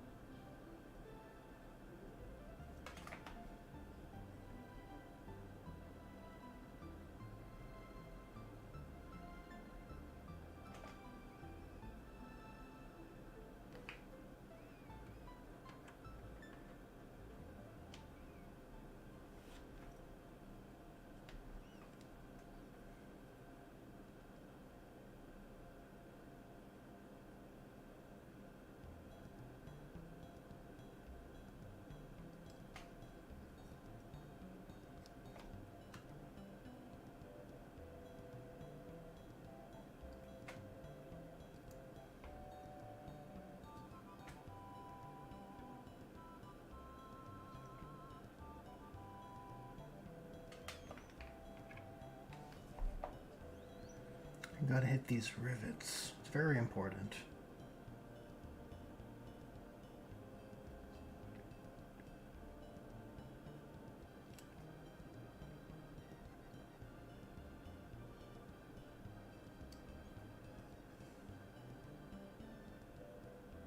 Oh no! Why can't I paint straight?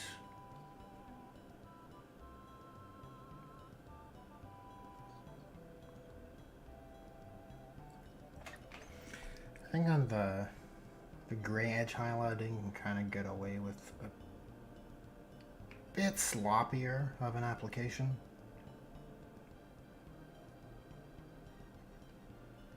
Maybe that's just my desire to believe. Just cope.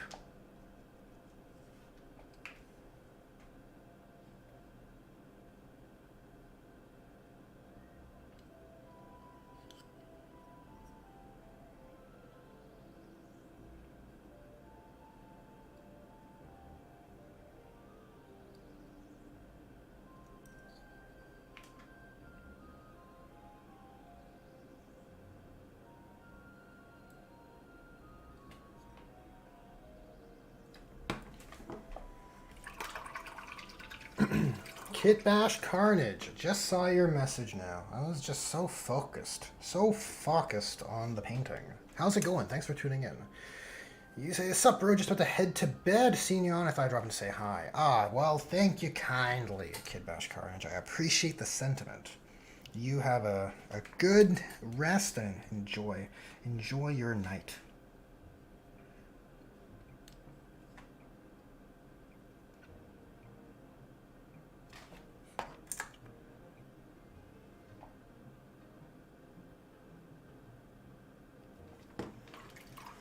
Pyro says, one thing I find stupid with that creature, it was made to hunt psychers' corpses. It, of course, can eat other stuff, but the hive mind sent it to clean up psyker-heavy stuff. Psychers are rare, right? Unless you're Eldar. Where it's with you everywhere. Francois says, okay, they have the same size base. Do they really? I thought the Screamer Killer's on a round, and then the Psychophage is on an oval. Maybe it's been a while since I played Tyranids, clearly.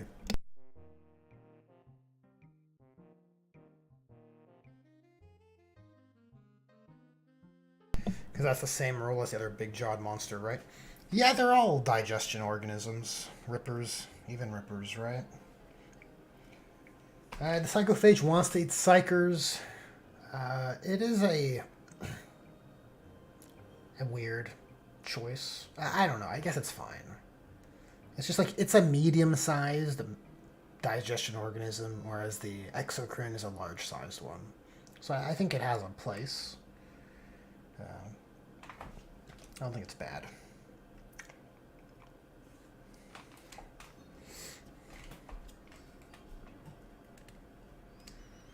Wraith Knight and Psychophage have the same size base. Well, maybe you can maybe you can set their poses so they can both fit, maybe? I don't know. Or you just have, like, I've never built a Wraith Knight, so I don't know what the practical challenges are.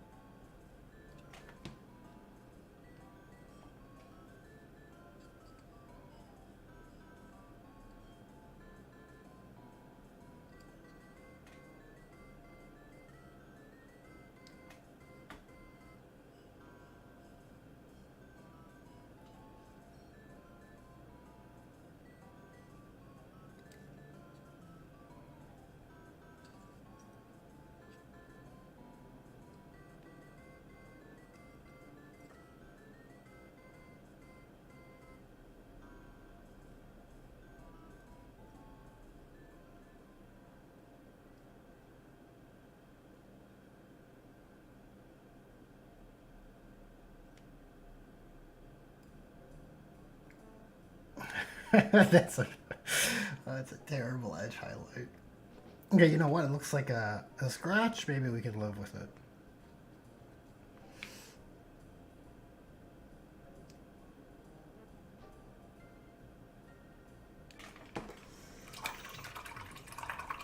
Cutting, pinning, gap filling, and grain stuffing. Yep, that is the way you repose a wraith body.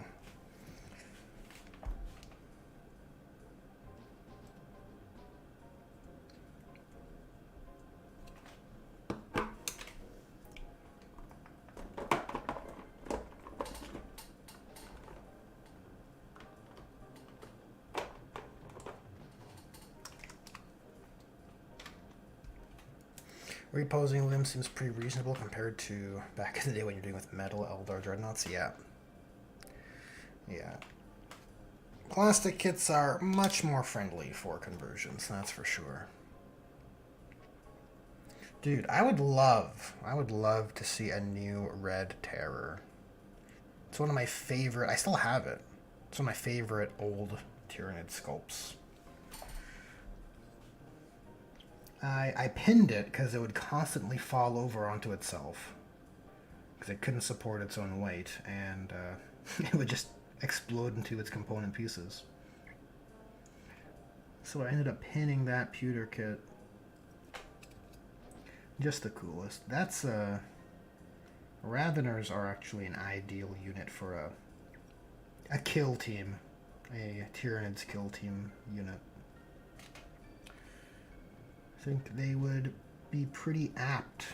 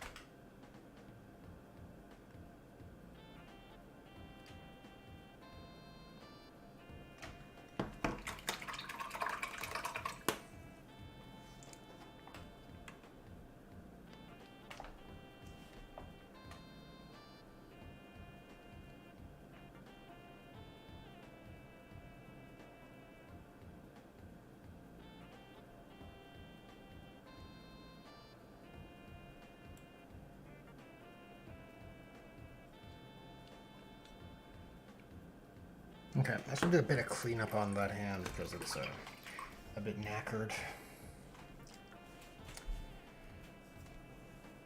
Francois says, now I'm going to do a Wraith Knight, Wraith Lord, Wraith Guard squad in every aspect shrine. I just thought I would start with Banshees since I have new Banshees and Janezar, but could do Dark Reapers. I have the Scorpions and Dire Avengers too, but they didn't get a Phoenix Lord yet. Yep. Well, you can use old Karandros and Asterman.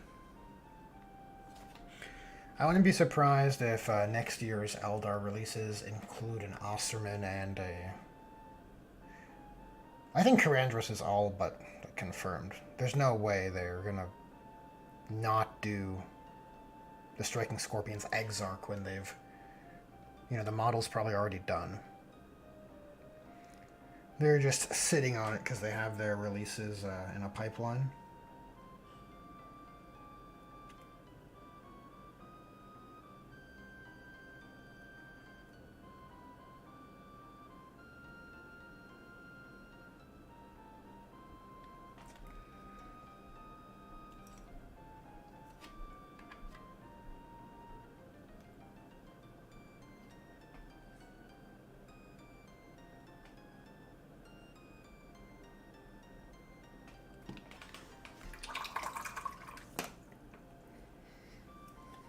Yeah, I think a Dark Reaper themed Wraithguard squad would be, or a Wraith Lord would be so cool.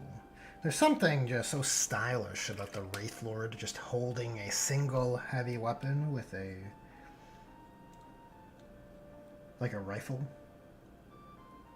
Rather than the typical shoulder mounted, I have 500 weapons look. But the rules are bad, so they didn't account for it.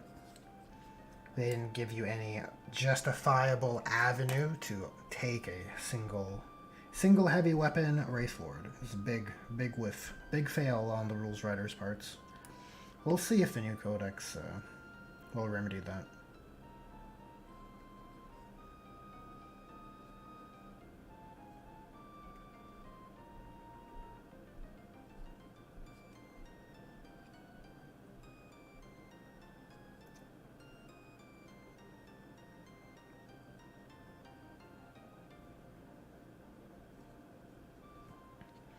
It's a similar failing they have with the Carnifex, right? You have no DAC effects incentive.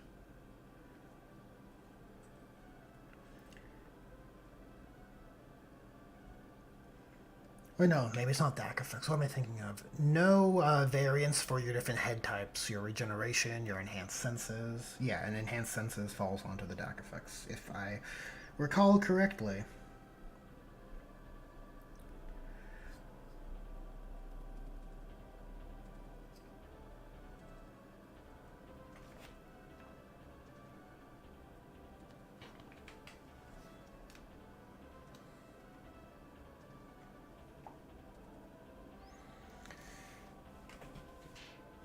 Francois says, well, I'm thinking Psychophage might go better on a Fire Dragon Wraith Knight base.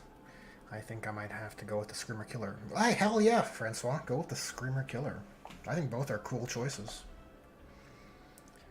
Pyro says maybe that's why they hold back on certain models, just to have something. Yeah, I think so. I think each week, ideally, they want to be saying, look, this week we have another item for pre-order. I think that's the model. I think enough time has demonstrated that quite clearly.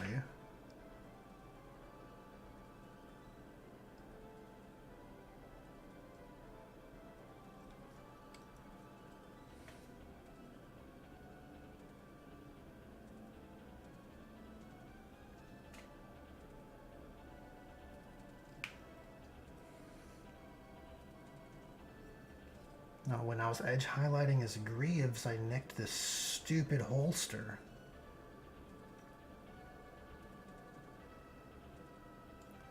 So our metal holster now has a weird green sploosh on it. So we'll have to bust out the metal color and fix that. I did want to paint the nodules on the power sword metal anyways, so it's not terrible. I don't feel like it's a painstaking error to fix. Kinda convenient.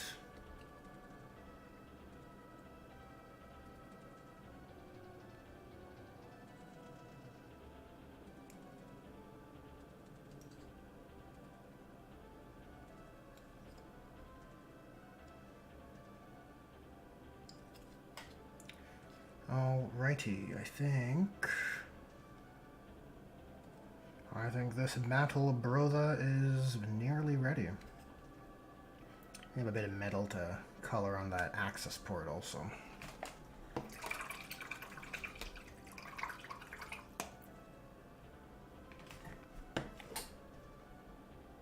I wonder if I can resurrect this black and red paint on the palette here. Just to add a bit of... I'm going to grab some red contrast. Or maybe this Volupus pink. It's already on the... Nope, it's dead. It is dead. Okay, we're going to try the weird Blood Angels contrast. The extra thick contrast. And just see what happens if I apply it over top.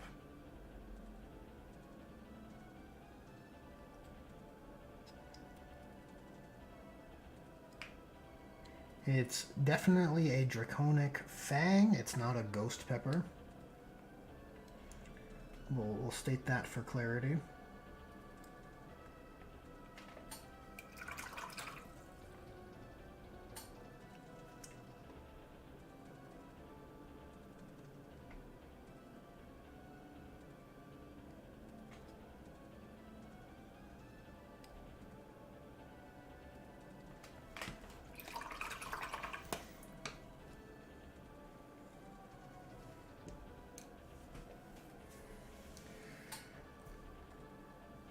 Pyro says, wait, if you already have a naked snake, who's your solid snake? Well, technically, my big boss, war boss, is Venom Snake. Because I gave him the horn and the tail strap from his backpack, and, you know, the claw hand. So I just felt like it. I just feel that because the, you know, Power Claw is such a ubiquitous orc weapon, it's just a perfect pairing to make a Venom Snake rather than a naked snake or a solid snake. Solidus Snake could be interesting. I feel like they would all have to be war bosses though, right? Because they all vie for that same title, Big Boss. So they could just be all different custom war bosses, probably. That's probably how you would want to do it, right? Because after all, there can only be one big boss, right? One boss and one snake, that's the rule. So I think they all want to be represented by the war boss unit type.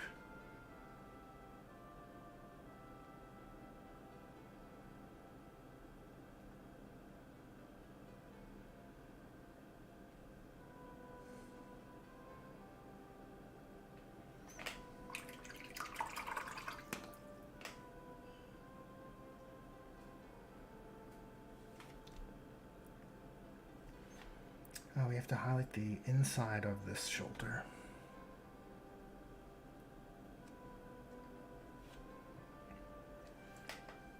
Which can always be a little tricky.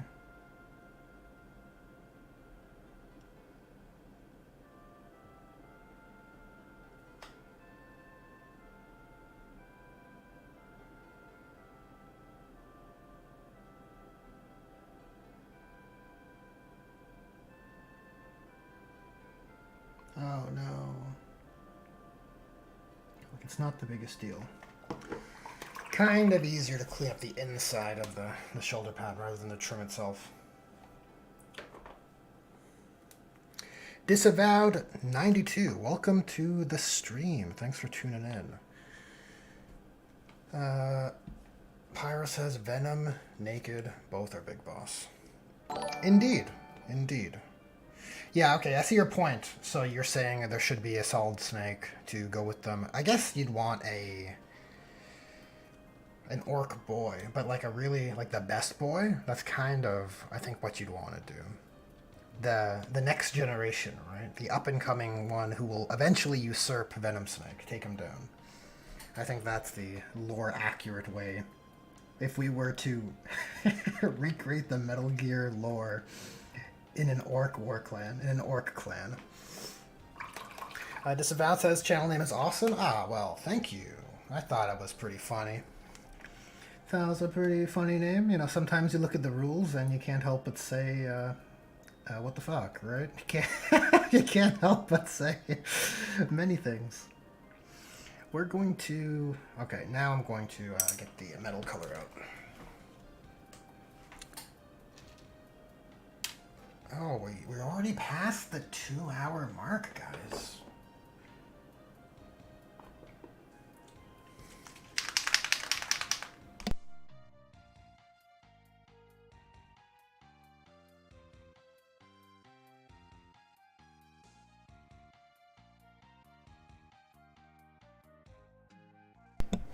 Pyro suggests a knob. Yeah, it could be a knob. I wonder if there's... It's too bad there's no, like, champion-type character for orcs, is there?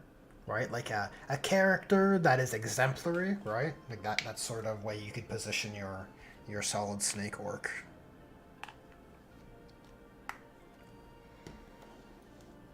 I think that would be ideal, but I don't know if such a character exists.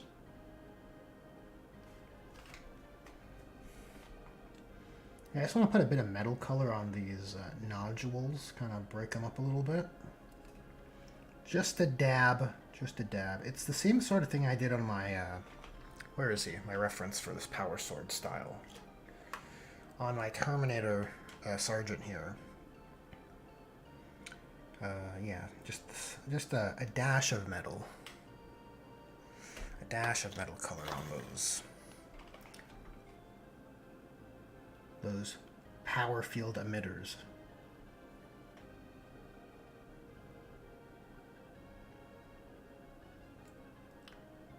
Probably put some metal color on these rings, and again up here.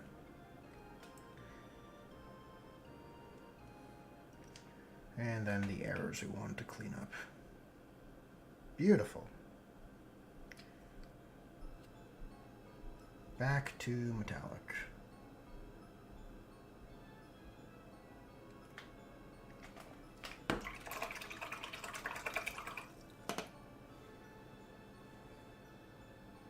The boss's champion. I don't know if there is a unit, Pyro, that would be best for a solid snake, right? Like a lone op character, like the combi lieutenant, the lieutenant with combi weapon that came in the Leviathan box. Like you'd want that kind of a character that could just run around and be a cool lone op, like a Sly Marbo. It's kind of what you'd want for your solid snake. I mean, you kind of want it for your big boss too, but your big boss can be your war boss, and then your cool operative can be your solid snake who you send on missions, right? It's kind of a fun army idea. It would be easy enough to house rule, that's for sure. You just pull all the existing abilities onto a lone op character.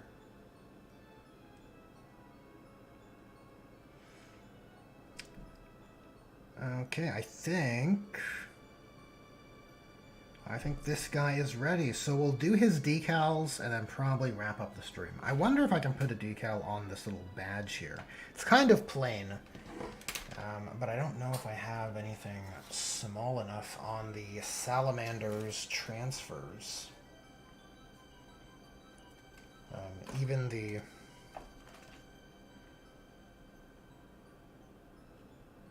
standard might not fit. I think the Leviathan decal transfer sheet has some very small skulls and crusade badges, like those swords you see.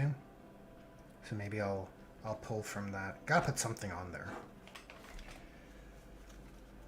But let's put the... Oh, you know what? Before this metal color dries, let's apply it to our other Honor Guard sword. Pyros asks, isn't Snickrot not a war boss lore-wise? I honestly couldn't tell you. I don't know much about orc lore. I know the broad themes that all the different clans kind of align to, but in terms of characters and lore, like, look, I know Ghazghkull got beat up by everyone's favorite Space Wolves character. And that's about it.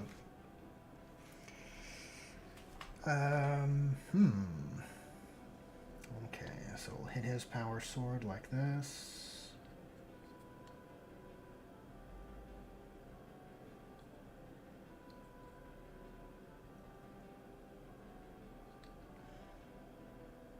You know what? We have the metal color out. Let's just hit these buttons.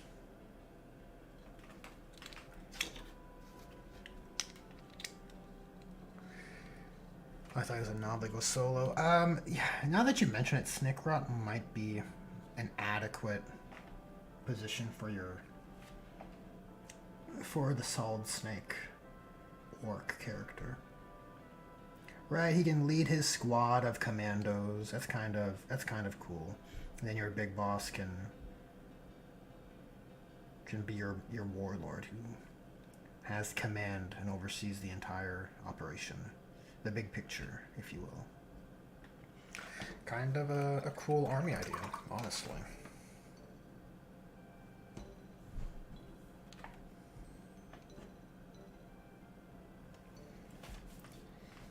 Maybe that's what I should do for a thematic list build. A Metal Gear Orc thematic list build for Orktober. Just might have convinced myself to do it. I was thinking of doing a Battle Sister thing, but it is Orktober.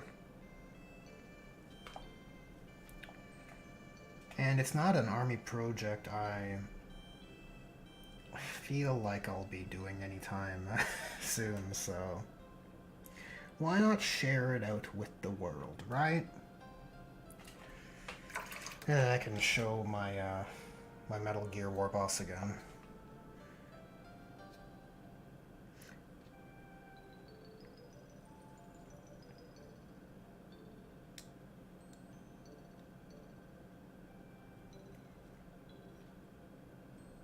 Look, this guy's got some edge highlighting done already, so he's yeah, he's ready. He's ready for Basin. What a journey it has been this stream. Okay, let's cut out a little shoulder pad symbol. And we'll apply it to command squad member, what is he, 3?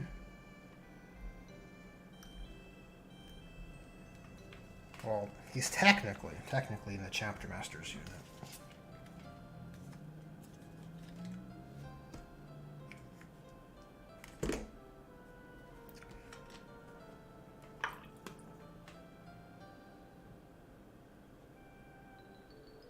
Come on.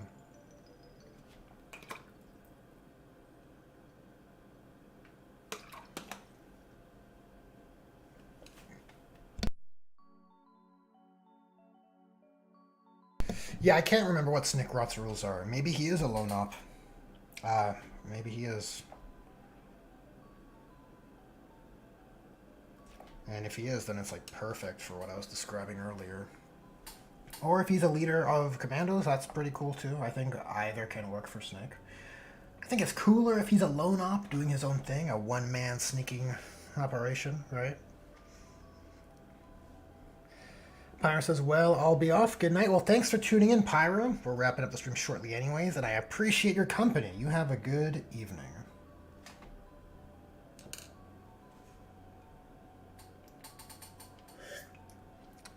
I'm just going to wait for this decal to separate. And then I'll be wrapping up the stream.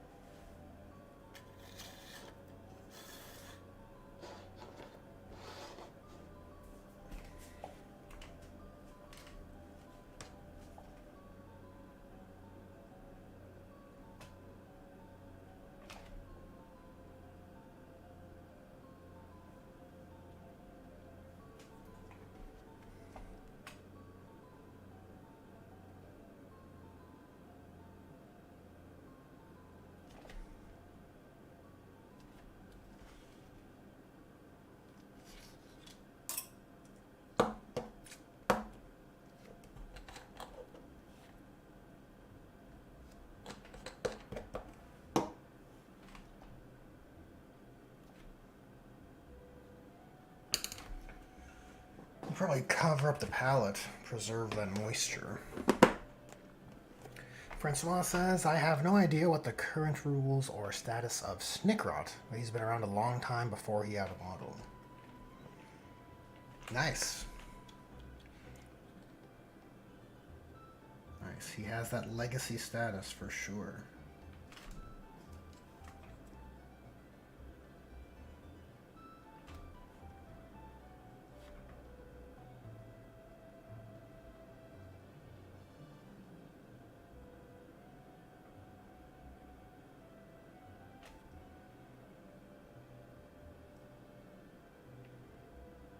This is going to be a tight squeeze here.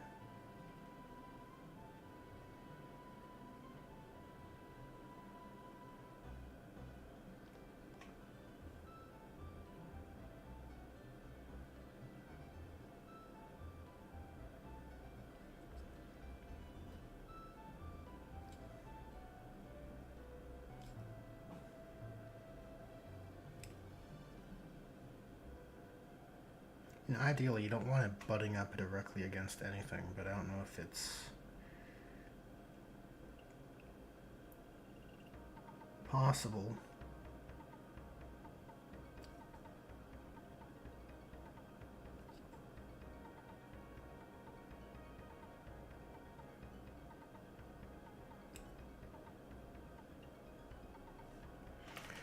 All right, neat. Look at this guy. He's looking pretty good.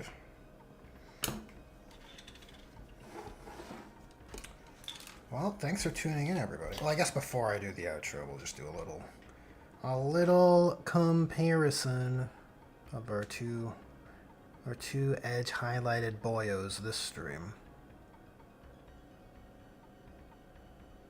Oh, the autofocus struggles with more than one model. That's for sure. Yeah, looking pretty sharp, I'd say.